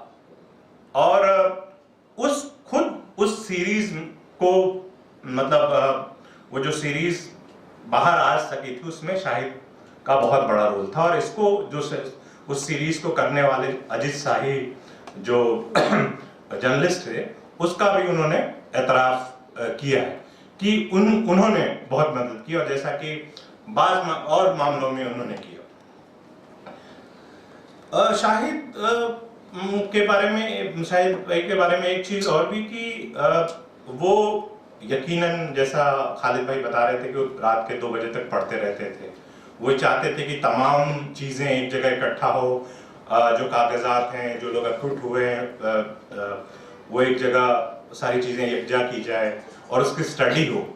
और इसी सिलसिले में वो चाहते थे कि जो टेरर एक्विटल्स हुए हैं उस पर PhD करें, वो ये चाहते थे। इसलिए उन्होंने LLB के बाद LLM भी कंप्लीट किया, और उनकी खुद की ख्वाहिश थी, तो उनको पढ़ने लिखने का खुद भी शौक था। मैं ये समझता हूँ कि इसमें कोई शक नहीं कि शाहिद बहुत ही करेजियस इंसान थे, डेयरिंग थे, इसमें कोई शक नहीं है। लेकिन वो सिर्फ करेजियस और डेयरिंग नहीं थे, मुझे लगता है वो बहुत कॉम्पिटेंट इंसान भी थे। उनको पता था कि किस केस में क्या करना है और नहीं करना है, और लॉ में ये बहुत इंपॉर्टेंट होता है, जहां तक मैं समझता हूं। क्या करना है से ज्यादा इंपॉर्टेंट है होता है कि क्या नहीं करना है। तो शाहिद भाई को ये पता था कि कब क्या आर्गुमेंट देना है और कब क्या आर्गुमेंट नहीं देना है। वो बहुत कॉम्पिटेंट थे, क्योंकि उन्होंने जेल में रहते हुए 5 साल उन्होंने जेल में वक्त गुजारा था, और फिर बाहर रहते हुए जो इंडियन क्रिमिनल जस्टिस सिस्टम की वर्किंग है, वो कैसे काम करता है, उसके जो व्हील्स हैं, उसको बहुत बहुत बहुत अच्छी तरह से समझ लिया था। इसलिए आप देखेंगे कि वो लगातार जो इन चीजों के रूट्स हैं उस पर वो टारगेट करते थे। एक चीज जिसको लेकर के वो हमेशा आवाज उठाते थे वो एंटी टेरर लॉज है। हाँ, कि ये जो दहशतगर्दी के खात्मे के नाम पर जो कवानीन बनाए गए हैं, एक कानून तो खुद जिसके अंदर उनको गिरफ्तार किया गया, टाडा। हाँ, फिर उसके बाद टाडा रिपील हुआ तो पोटा आया, फिर पोटा रिपील हुआ तो आप देखते हैं कि ये यूएपीए आया, फिर यूएपीए, और खुद उन्होंने मकोका जो स्टेट लेवल का लॉ है उसको उसमें सुप्रीम कोर्ट के अंदर चैलेंज किया, क्योंकि मकोका में ये प्रोविजन था कि अगर आप मकोका के अंदर कन्फेशन जो है, और अब तो गुजरात में भी आ गया कि ये बुशकोका, तो वो ये जानते थे कि कैसे इन कवानीन का इस्तेमाल लीगली कैसे लोगों को फ्रेम किया जाता है, और कैसे इनोसेंट लोगों को एक लंबे वक्त तक जेल में रखा जा सकता है through the in the name of rule of law. ऐसा नहीं, गैर कानूनी नहीं कि किसी के साथ कानून का सहारा लेकर के। तो इसीलिए वो लगातार इन सब चीजों पर अटैक करते थे। आप ये देखें कि अगर आप जब मुताला करेंगे जो एंटी टेरर लॉज हैं इंक्लूडिंग यूएपी, आप ये देखिए कि उसमें 180 दिन तक तो आपको सिर्फ वो, अब जो हाल है 180 दिन तक सिर्फ पुलिस कस्टडी में आपको रख सकते हैं। कर भी ले, मान लिया कि कोई कोर्ट में ऐसा समझदार जज बैठा हुआ हो, जिसका कोई बायस ना हो, वो बैठा हुआ है, उन्होंने एक जगह दे दिया तो फिर आप दूसरी जगह जाना पड़ेगा, तीसरी जगह जाना पड़ेगा। तो वो बड़ा मुश्किल एक कानून का इस्तेमाल, और ये भी उनको पता था कि इसका इस्तेमाल खास तौर पर कुछ खास तबके के लिए होगा, खास कम्युनिटीज के लिए होगा। अब आप यही देखें कि मकोका का इस्तेमाल अगर आप देखें तो खास कम्युनिटी, वही मकोका जब शाहिद भाई के केस में लगाया गया, इन लोगों के बारे में जो अक्यूज हैं, उनका साफ तौर पर ताल्लुक अंडरवर्ल्ड से है, साफ तौर पर। लेकिन उसके बावजूद जब उन पर मकोका लगाया गया तो उससे मकोका से डिस्चार्ज कर दिए। तो कैसे सेलेक्टिव इस्तेमाल होता है इन कवानीन का, वो भी उनको अच्छी तरह से पता था, और इसलिए वो उसको टारगेट वो करते थे। तो ये एक बहुत अहम बात है उनके पास। जो पब्लिक इंटरेस्ट के इश्यूज थे, जहां टैक्सीमैन कॉलोनी है वहीं पास से एक नदी बहती है, मीठी वर्दी, वहीं पास में ही है। तो जब उसके ब्यूटिफिकेशन का प्रोजेक्ट बना, और उसकी वजह से जो पास में लोग रह रहे थे, गरीब लोग रह रहे थे, अर्बन पुअर रह रहे थे, उनको डिस्प्लेस करने की बात आई, तो उस वक्त भी उन्होंने उनके केस की स्टडी की, उनका केस टेकअप किया।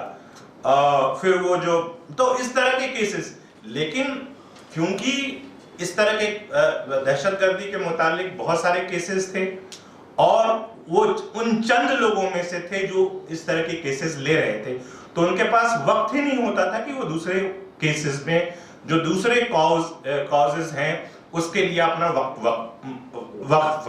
कर पाए। तो ये एक चीज बहुत इम्पोर्टेंट है। जो खुशाइन बात मुझे लगता है कि बहुत सारे लोग, मैं बहुत सारे लोगों से खुद भी मिला हूं जिन्होंने जो शाहिद भाई से कभी नहीं मिले, जो शाहिद भाई की फैमिली से कभी नहीं मिले, किसी ने कोई मजमून पढ़ लिया, उससे तरगीब हासिल करके, उससे इंस्पिरेशन हासिल करके उन्होंने लॉ की पढ़ाई की।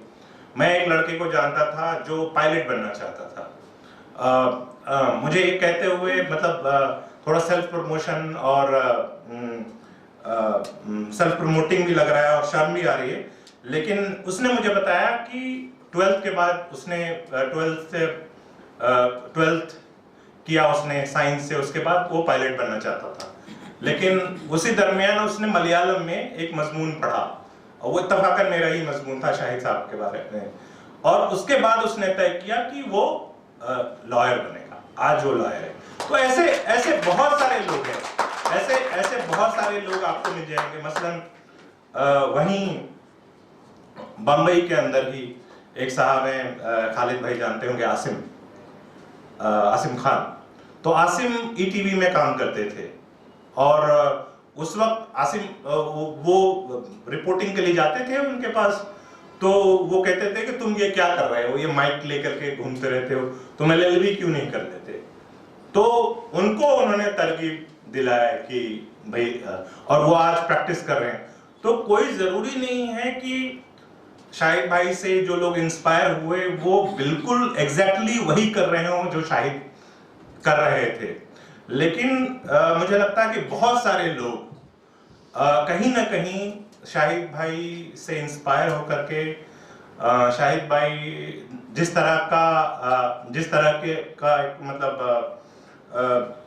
तरह की समझ रखते थे और तरह की समझ को परवान चढ़ाना चाहते थे।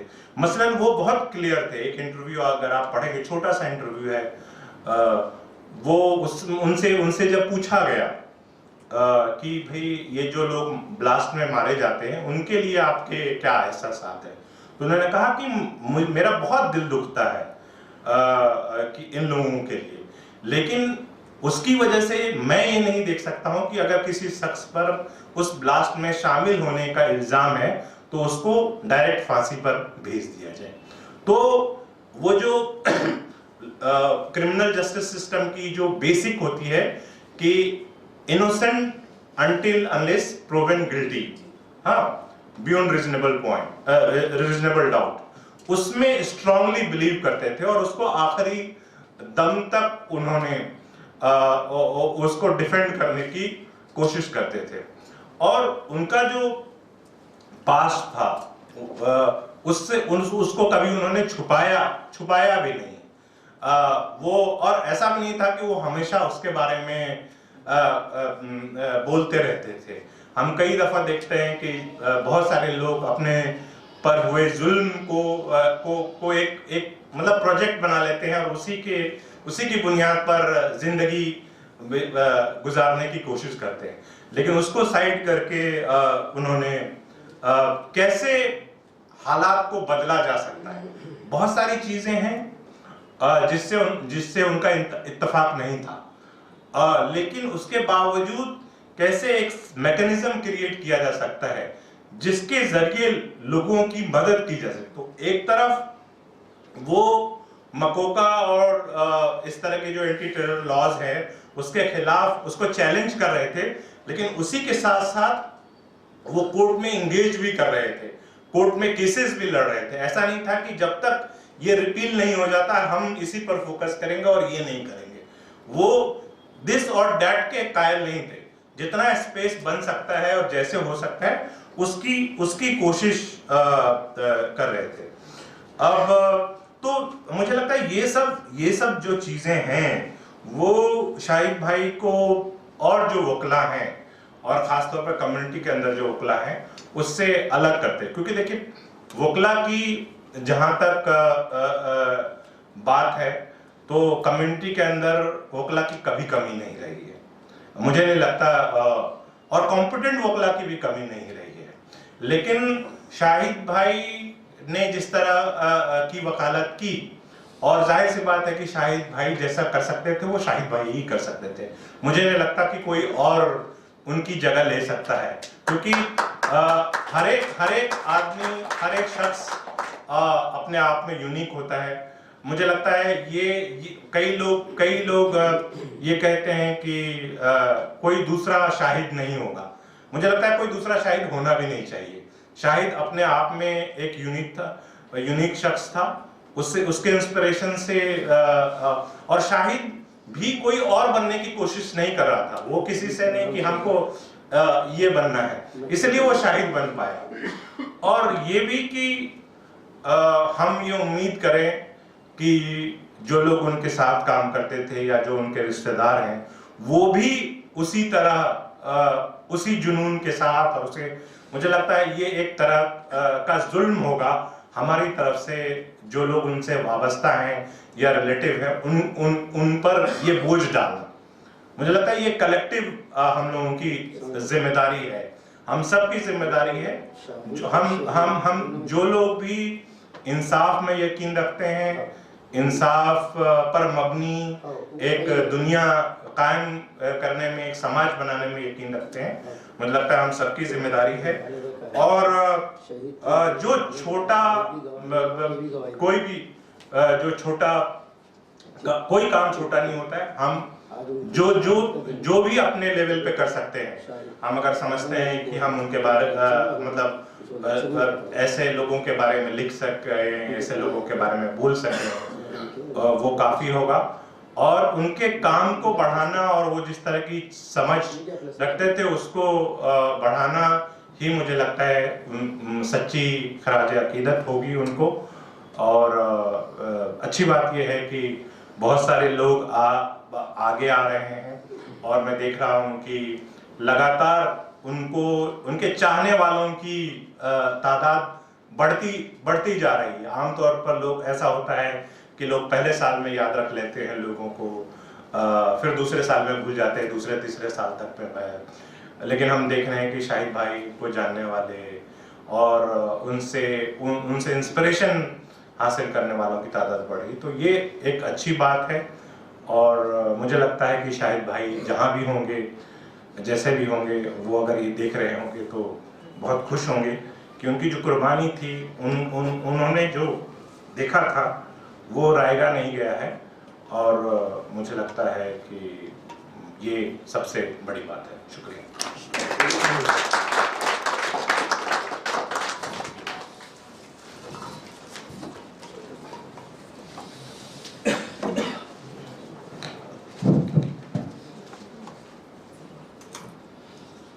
मैं आप सबका शुक्र अदा करता हूँ। आपने 3 स्पीकर्स को सुना। मैं जस्ट ब्रीफली अपने कंक्लूडिंग रिमार्क्स बोलता हूँ, उसके बाद फिर वर्ड ऑफ थैंक्स करेंगे हम। एक थोड़ा सा शेर से जो है शुरू करूँगा अपनी बात। कठपुतली नहीं है हम के हाथ में रहें, कठपुतली नहीं है हम के हाथ में रहे, सरकार से कह दो कि औकात में रहे, सरकार से कह दो कि औकात में रहे।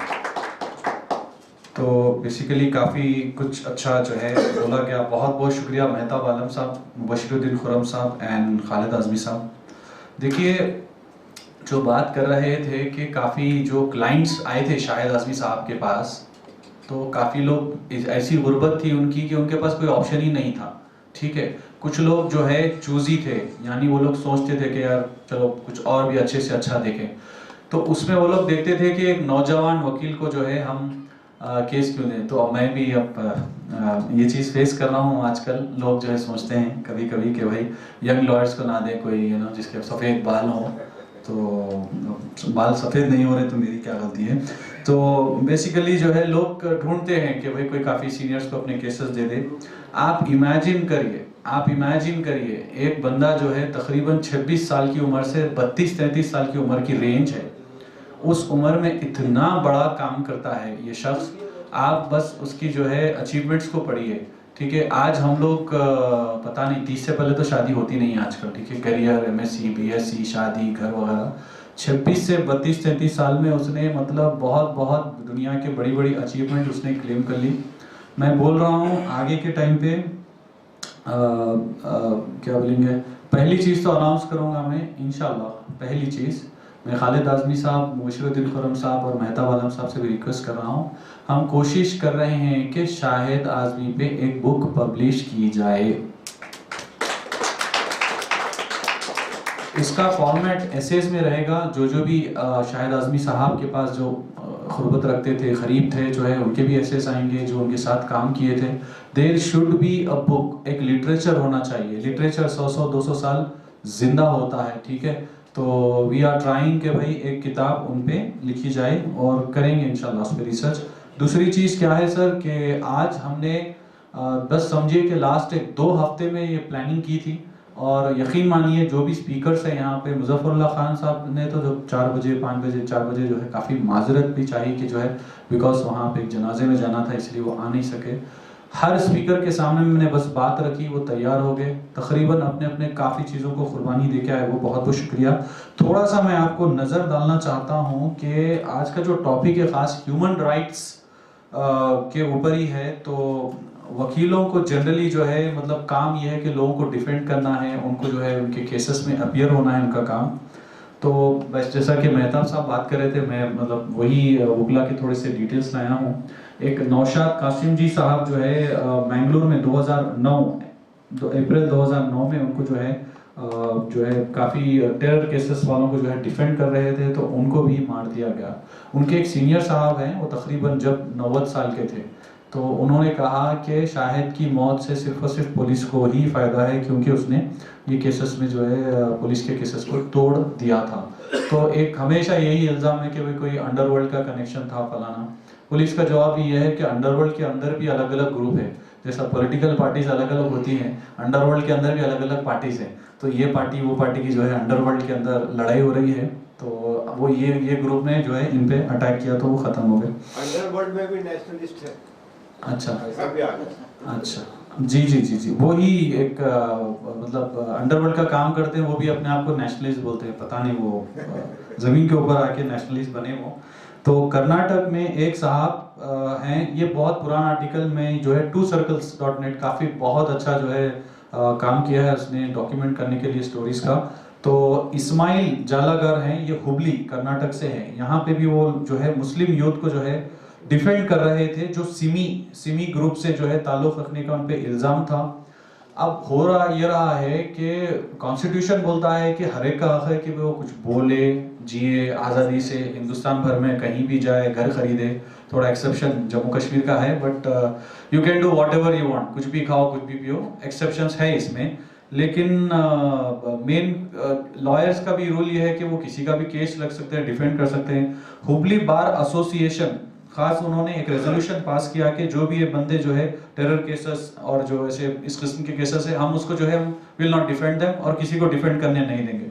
जब ये शख्स इस्माइल जालागर ने जो है इस चीज़ को रिजेक्ट किया, तो उनको थ्रेटनिंग फोन कॉल्स आने शुरू हो गए, उनके जूनियर्स के ऑफिस पे पत्थरबाजी जो हुई, पत्थर फेंके गए, और बार एसोसिएशन ने उनका बॉयकॉट कर दिया। और उसके बाद भी वो लड़ते रहे, और उन्होंने पाया कि जो है अपोजिशन सिर्फ डिले टैक्टिक्स ही करते रही प्रोलॉन्ग करने के लिए केसेस को। सिमिलर एग्जांपल आता है मध्य प्रदेश में, एडवोकेट नूर मोहम्मद खान। तो ये जब यहाँ पे भी अगेन बार एसोसिएशन है, ये एसोसिएशन बनते हैं किस लिए पता नहीं, कुछ अच्छे काम के लिए बने तो अच्छा है। तो धार कोर्ट बार एसोसिएशन ने भी रेजोल्यूशन पास कर दिया कि हम कोई टेरर एक्यूज को रिप्रेजेंट नहीं करेंगे अनलेस अनटिल आप ट्रायल करेंगे, आप एविडेंस पेश करेंगे, जिरा होगी, बहस होगी, प्रूफ बताएंगे, एविडेंस बताएंगे, कैसे बोल सकते हैं आप कि भाई कोई मुलजिम जो है मुजरिम है। फिर इनको भी जो है धार court bar association Madhya Pradesh में जो है इनको रोका गया, काफ़ी ये रुकने के लिए तैयार नहीं थे। नूर मोहम्मद खान, इनके चेहरे को काला किया गया, इनके ऊपर 2 बार अटैक हुआ, आप नाम इंटरनेट पे सर्च करेंगे तो मिलेगा। इनको एक जज के सामने किक मारा गया, लात मारा गया जज के सामने, और एक बार इसके बाद ऐसा हुआ, इतना सीरियस अटैक हुआ, वो बेहोश हो गए, उनको हॉस्पिटल ले जाना पड़ा। तो उसके बावजूद भी वो पीछे नहीं हटे। उत्तर प्रदेश में एक साहब है एडवोकेट शोएब, फैजाबाद डिस्ट्रिक्ट से ताल्लुक़ है। रिसेंटली उन्होंने ये CA/NRC के प्रोटेस्ट में वो शामिल थे, तो मैं समझता हूँ 40 दिन वो जेल में थे मेहताब साहब, 40 दिन परसों में रिहा हुए हैं 40-45 दिन के बाद। तो वो भी उस वक्त में वैसे ही जो है टेरर केसेस, फॉल्स केसेस में जो है लोगों को डिफेंस करने जाते थे, वो रिप्रेजेंट करते थे। वहाँ पे भी फैजाबाद डिस्ट्रिक्ट कोर्ट, फैजाबाद और बाराबंकी के कोर्ट्स के जो है एसोसिएशन ने ये चीज़ यानी रेजोल्यूशंस पास की थी कि हम ये यूथ, मुस्लिम यूथ जो उसमें एक्यूज्ड है, हम इनको जो है डिफेंस नहीं करेंगे।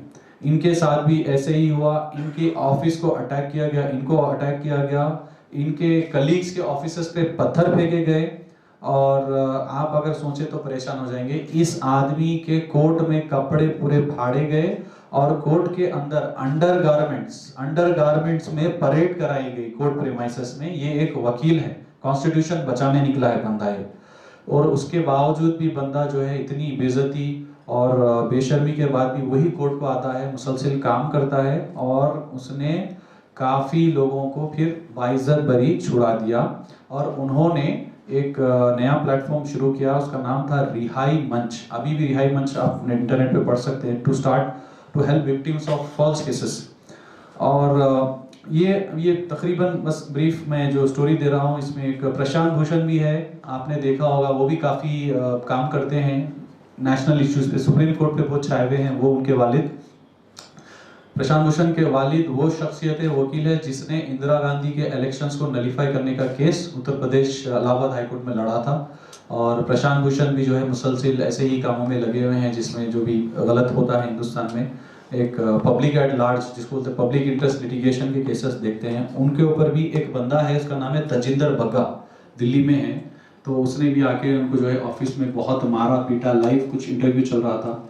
आप आई थिंक रिसेंट दिल्ली के इलेक्शन में उसी तजिंदर बग्गा को बीजेपी ने एमएलए का जो है टिकट दिया, थोड़े साल पहले से उसको जो है हार गया। खुशी की बात है, खुशी की बात है सर, बहुत हार गया हो। And from some years he was even the spokesperson of BJP. तो ये पता नहीं ये कौन सी डिग्री के बाद कौन सी जो नौकरी मिलती है पता नहीं। तो इसके बाद सॉरी देखिए, इन सब केसेस में जो है ये वकला का एक ही मानना था, एक ही बात मानते थे वो लोग कि it is a constitutional right, constitution में ही मानते थे, कॉन्स्टिट्यूशन को कायम रखने के लिए जो है अपनी पूरी कोशिशें करते थे। वो मानते थे कि एक्यूज का एक राइट है कि उसको डिफेंस दिया जाए, प्रॉपर रिप्रेजेंटेशन दिया जाए कोर्ट्स में, कोई भी कोर्ट में मार खाए, ह्यूमिलिएट हुए, बॉयकॉट हुए, थ्रेटनिंग हुआ उनको, इसके बाद भी वो लोग सब्र के साथ आगे बढ़े और जस्टिस इंसाफ के लिए जो है अपने क्लाइंट्स के लिए काम करते गए, कम से कम पैसे में, बगैर पैसों के, और मार भी खाए। किसी ने जैसा शाहिद आजमी को हम याद कर रहे हैं, जान भी दे दी। आरटीआई एक्ट 2005 में आया। आप अगर खोल के देखें तो करीब 100 लोगों की जो है मौत हो गई है। आप बोलेंगे RTI means right to information, इसमें क्या खतरा है? पब्लिक इंफॉर्मेशन काफ़ी लोगों के लिए सेंसिटिव होती है, लोग बताना नहीं चाहते हैं। तो ये एक्टिविस्ट कुछ ना कुछ डिगिंग कर रहे थे, कुछ निकाल के पब्लिक डोमेन में ला रहे थे। तो यानी करीब 300 लोग, अबाउट 300 पीपल अभी तक वो लोग ह्यूमिलिएट किए गए, बेइज्जत किए गए, मारे गए, threatened, assault and even kidnap due to RTI query. अगर किसी को किडनैप होना है तो आरटीआई क्वेरी डालना पड़ेगा। तो ऐसा जो है हाल है हमारे पास। और मैं मेन बात ये बताना चाह रहा हूँ कि पॉलिटिक्स बहुत अहम रोल रखती है इन सब चीज़ों में। तो जिसके जो इक्वेशंस होते हैं, नंबर्स होते हैं, एक परसेंटेज, यानी आप बोलेंगे कि 1000-2000 वोट से भी कुछ आगे पीछे लोगों की किस्मतें बदल जाती हैं। तो एक गौरी लंकेश एक जर्नलिस्ट है, और MM कलबुर्गी ये भी एक स्कॉलर हैं, ये लोग जो है कर्नाटक से ताल्लुक़ रखते हैं। तो ये दोनों भी जो है लोकल लैंग्वेज कन्नड़ा में बात करते थे और लिखते थे लोग। एक लिंगायत करके कम्युनिटी है, मैं समझता हूँ ये कौन से कोई भगवान के जो है फॉलोअर्स हैं। तो there is a debate from long time कि वो हिंदुज़म में है या नहीं है। तो अगर वो हिंदुज़म में है तो कर्नाटक के बीजेपी उनके वोट्स के ऊपर बहुत ज़्यादा रिलाई होती है।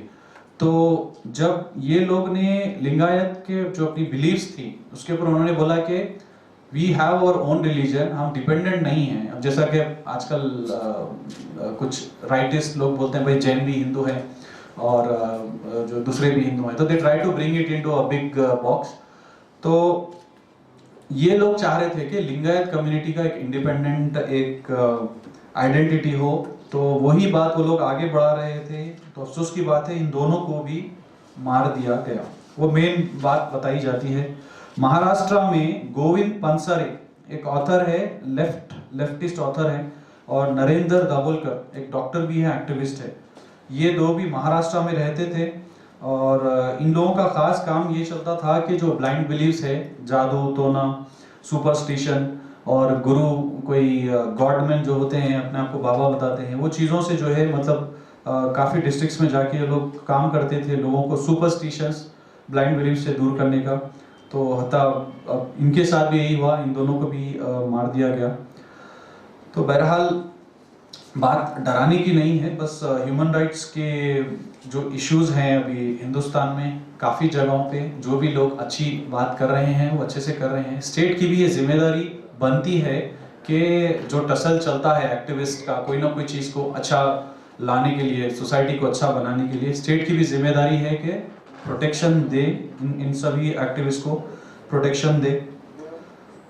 और ख़ास बात ये बोलता हूँ सर कि हम समाज में रहते हैं तो हर किस्म का काम होता है, हर किस्म का काम होता है।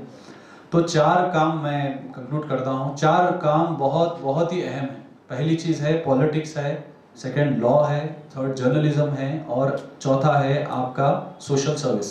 ये 4 फील्ड्स हैं, इनको बोलेंगे पब्लिक वर्क। ख़ासकर हमारी कम्युनिटी में मैं समझता हूँ मुस्लिम कम्युनिटी में बहुत ही कमज़ोरी है इसके अंदर। इंजीनियर डॉक्टर बन रहे हैं, आपके पास अगर ये 4 फील्ड्स के अंदर आपके पास लोग नहीं हैं तो आपका रिप्रेजेंटेशन कुछ नहीं है। कभी आपको मार पड़ी, कुछ हो गया, कोई लिखने वाला नहीं है, जर्नलिज्म नहीं है आपके पास, कोई जर्नलिस्ट नहीं है, ठीक है, आपके पास वकील नहीं है। आप हमेशा ये 4 फील्ड से लोग इसको मतलब कुछ ऑब्ट्रूज एकदम ओपेक कोई एसोटेरिक ऐसी चीज़ कोई मतलब कोई आसमान से उतर के आए। जब मार पड़ती है तो वकील ढूंढते हैं तो वकील नहीं मिलता, शिकायत होती है कि भाई जो वकील है वो फीस ज़्यादा ले रहा है या वकील कम है। मेरी गुजारिश है आप सबसे, आप ये चीज़ समझ के जाए कि एक शाहिद आदमी से दर्जनों की ज़िंदगी बच गई, रिहा हो गए, सैकड़ों लोग इंस्पिरेशन लिए हैं। ऐसे किस्म का काम बहुत ही ज़रूरी है, बहुत ही ज़रूरी है। तो मिसाल के तौर पे मैं आपको बोलता हूँ कि एक एरिया में 1000 लोग रहते हैं तो 1 या 2 गोश्त की दुकान होती है, ठीक है, सॉरी वेजिटेरियंस को मैं सॉरी बोलता हूँ भाई। तो ग्रॉसरी की दुकान है, ग्रॉसरी जो है 1000 लोग होते हैं, 2-3 ग्रॉसरी की दुकान होती है यूजुअली। और ऐसे ही जो है एक कंट्री में 140 करोड़ लोग हैं, हमारा पॉपुलेशन माशाल्लाह बढ़ता ही जा रहा है, 138-139 करोड़। 140 करोड़ के लिए चंद लाख लोग जो है बॉर्डर्स पे काम करते हैं। वैसे ही अभी जहाँ तक मेरा आइडिया है, तेलंगाना का पॉपुलेशन 4 करोड़ कुछ है, उसमें जो है तकरीबन 50,000 वकील हैं यहाँ पे। बार काउंसिल का मैं जनरल इंफॉर्मेशन दे रहा हूँ। ये लोग अगर गोश्त नहीं बेचेंगे, पूरों को गोश्त नहीं मिलेगा। ये ग्रॉसरी अगर नहीं बेचेंगे, 1000 लोगों को ग्रॉसरी नहीं मिलेगी। ये चंद लाख लोग बॉर्डर पे नहीं रहेंगे तो ये 140 करोड़ लोग, ये इनका प्रोटेक्शन नहीं होगा। ये हज़ारों वकील नहीं होंगे तो ये करोड़ों लोगों का रिप्रेजेंटेशन नहीं होगा। उसी तरीके से मैं बोलता हूँ हर फील्ड के अंदर आपको पैदा करना पड़ता है लोगों को और उसको आगे बढ़ाना होता है। If someone is doing that, वो पर्टिकुलर 4 फील्ड की बात कर रहा हूँ, वो आगे बढ़ रहे हैं, तो आप अगर नहीं कर सकते किसी को खड़ा करिए, क्रिएट करिए, उनको सपोर्ट करिए। तो इससे जो है सोसाइटी का बैलेंस चलता रहेगा, प्लस माइनस जो भी अच्छे बुरे चीज़ होते रहेंगे, कोई ना कोई उसको रिप्रेजेंट करेगा, उसको फाइट करेगा। और मेरी एक ख़ास राय ये है, काफ़ी मुस्लिम तबकों में जो है हम हमारी कम्युनिटी में लिमिटेड हो जा रहे हैं। मेरी गुजारिश है, कुछ लोग आगे बढ़ रहे हैं, go out and reach to other communities. लोग कर रहे हैं और करना चाहिए, ठीक है, चाहे वो हिंदू हो, दलित हो, सिख हो, ईसाई हो, go out and meet with them. आप उनकी 4 प्रॉब्लम्स को समझिए और उनकी बात को भी उठाइए। कल वो लोग आपके लिए आएंगे, वो लोग अगर 80% है तो वो लोग ज़्यादा लोग हैं, वो आपकी प्रॉब्लम के लिए आएंगे। और ये गिव एंड टेक हमेशा रहा है, कुछ लोग कर रहे हैं, मेरे को उस पर जो है कोई नाराज़गी नहीं है, और लोगों को करने की ज़रूरत है। हम आगे बढ़ें और उनके भी इश्यूज़ को उठाएं, उनकी भी मदद करें और जो भी अच्छे कॉजेस होते हैं उसको जो है आगे बढ़ाएं। अवाम प्रजा फाउंडेशन का तो अभी शुरू हो चुका है दोस्तों। हमारा और एक प्लेटफॉर्म है, उसका नाम है लॉयर्स फॉर जस्टिस। अभी जो है थोड़ा सा साइट है हमारे पास, कुछ पेज है, मेनली व्हाट्सएप ग्रुप था वो।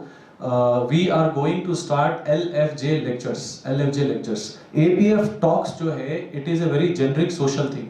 सोसाइटी के अंदर कोई पॉलिटिक्स हो, लॉ हो और एजुकेशन, बिजनेस, सोसाइटी के जो भी लोग माहिर व खादिर हैं, स्पोर्ट्स वगैरह, जो लोग इतना तजुर्बा रखते हैं कि कुछ पर्टिकुलर पर्सनालिटी पे, कोई टॉपिक पे, हिस्ट्री पे, they will come and speak to you. महीने में 1 या 2 टॉक तो हम करने की कोशिश कर रहे हैं। LFJ खासकर LFJ लेक्चर जो है मेरे पास, मैं देख रहा हूँ काफ़ी बुकला मेरे दोस्त आए हुए हैं advocates, It is mostly targeted towards lawyers and activists and if possible journalists. ये थोड़ा इसमें टेक्निकल लीगल थिंग्स ज़्यादा होंगे, तो काफ़ी एक्सपर्ट्स हमारे पास हैं. तो टू एजुकेट पीपल ऐसा प्लेटफॉर्म मैं समझ है ही नहीं. बॉम्बे में एक देख रहा हूँ मैं कई जगह पे मुसलसिल लेक्चर्स होंगे to strengthen your understanding on many fields. हम लोग 3 इयर्स का लॉ पढ़ते हैं तो हमारे 30 सब्जेक्ट होते हैं. जो 5 इयर्स का पढ़ते हैं उनके 50 सब्जेक्ट होते हैं और पहले 2 साल तो basic social studies social science के ऊपर ही जाते हैं. तो अब 30 में भी मैं बोलूँगा 20-25 कोर्स सब्जेक्ट है. We need someone who is having good knowledge at least 10 years 15 years 20 years.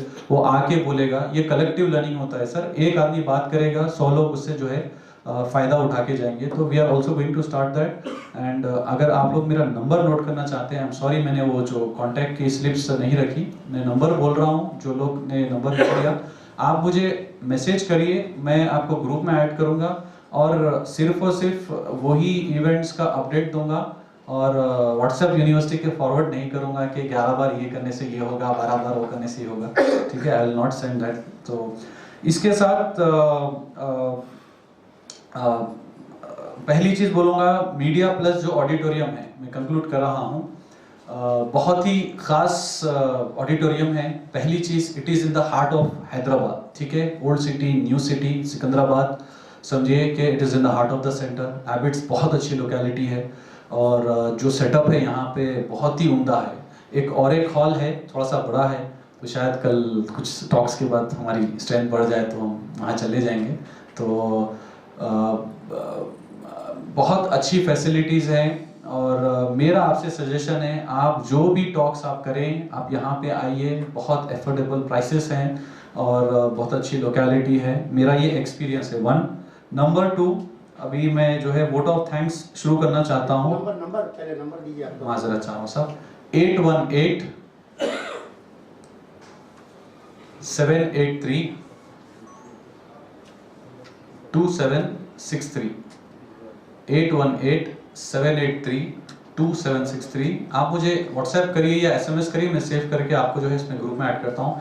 मैं सैयद नवीद साहब से रिक्वेस्ट करता हूँ मोमेंटोस आप थोड़ा स्टेज पे लाके दे दीजिए. पहली तो चीज़ साहब, मैं डॉक्टर सैयद फाजिल हुसैन परवेज साहब का बहुत अदबाना जो है शुक्र अदा करता हूँ, शुक्रिया कहता हूँ. साहब जो है यहाँ के हेड है मीडिया प्लस ऑडिटोरियम के. आप 3 से 4 दहाई से आप जो है जर्नलिज्म में जो है आप बेहतरीन काम कर रहे हैं. काफ़ी मशहूर और मारूफ हमारे फाजिल हुसैन परवेज साहब, और गवाह वीकली के आप एडिटर भी हैं और बहुत अच्छा काम कर रहे हैं. और दूसरी चीज़ ये है सर कि ये इवेंट को जो है कामयाब करने के लिए, ये वेन्यू को देने के लिए, इससे ज़्यादा बढ़ के फाजिल हुसैन परवेज साहब ने मेरी बहुत मेंटरिंग, बहुत मेरा इंकरेजमेंट, मोटिवेशन और जो है बहुत रेफरेंसेस मुझे दिए और मुझे इस तरीके बताए कि जो है मैं इसको अच्छे से अच्छा कामयाब कर सकता हूँ. मैं गुजारिश करता हूँ हमारे मोहम्मद अयूब साहब, नेशनल मीडिया कोऑर्डिनेटर और लीगल सेल के कोऑर्डिनेटर इंडियन नेशनलिस्ट मूवमेंट के, कि आप फाजिल हुसैन परवेज साहब को जो है मोमेंटो जो है पेश. बहुत शुक्रिया सैयद फाजिल हुसैन परवेज साहब, बहुत शुक्रिया. मैं गुजारिश करता हूँ फाजिल हुसैन परवेज साहब से कि आप जो है मेहताब आलम साहब को जो है मोमेंटो पेश करें. जनाब मेहताब आलम साहब दिल्ली से आए हुए हैं, तो उनको जो है आप मोमेंटो पेश करें.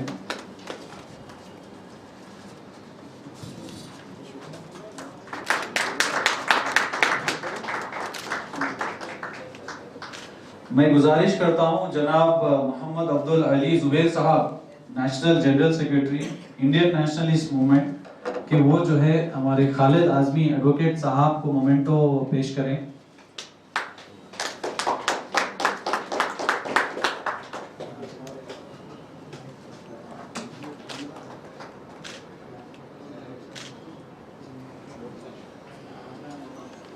मैं गुजारिश करता हूं खालिदा परवीन आपा से कि जो है आप मुबश्शिरुद्दीन खुर्रम साहब को मोमेंटो पेश करिए.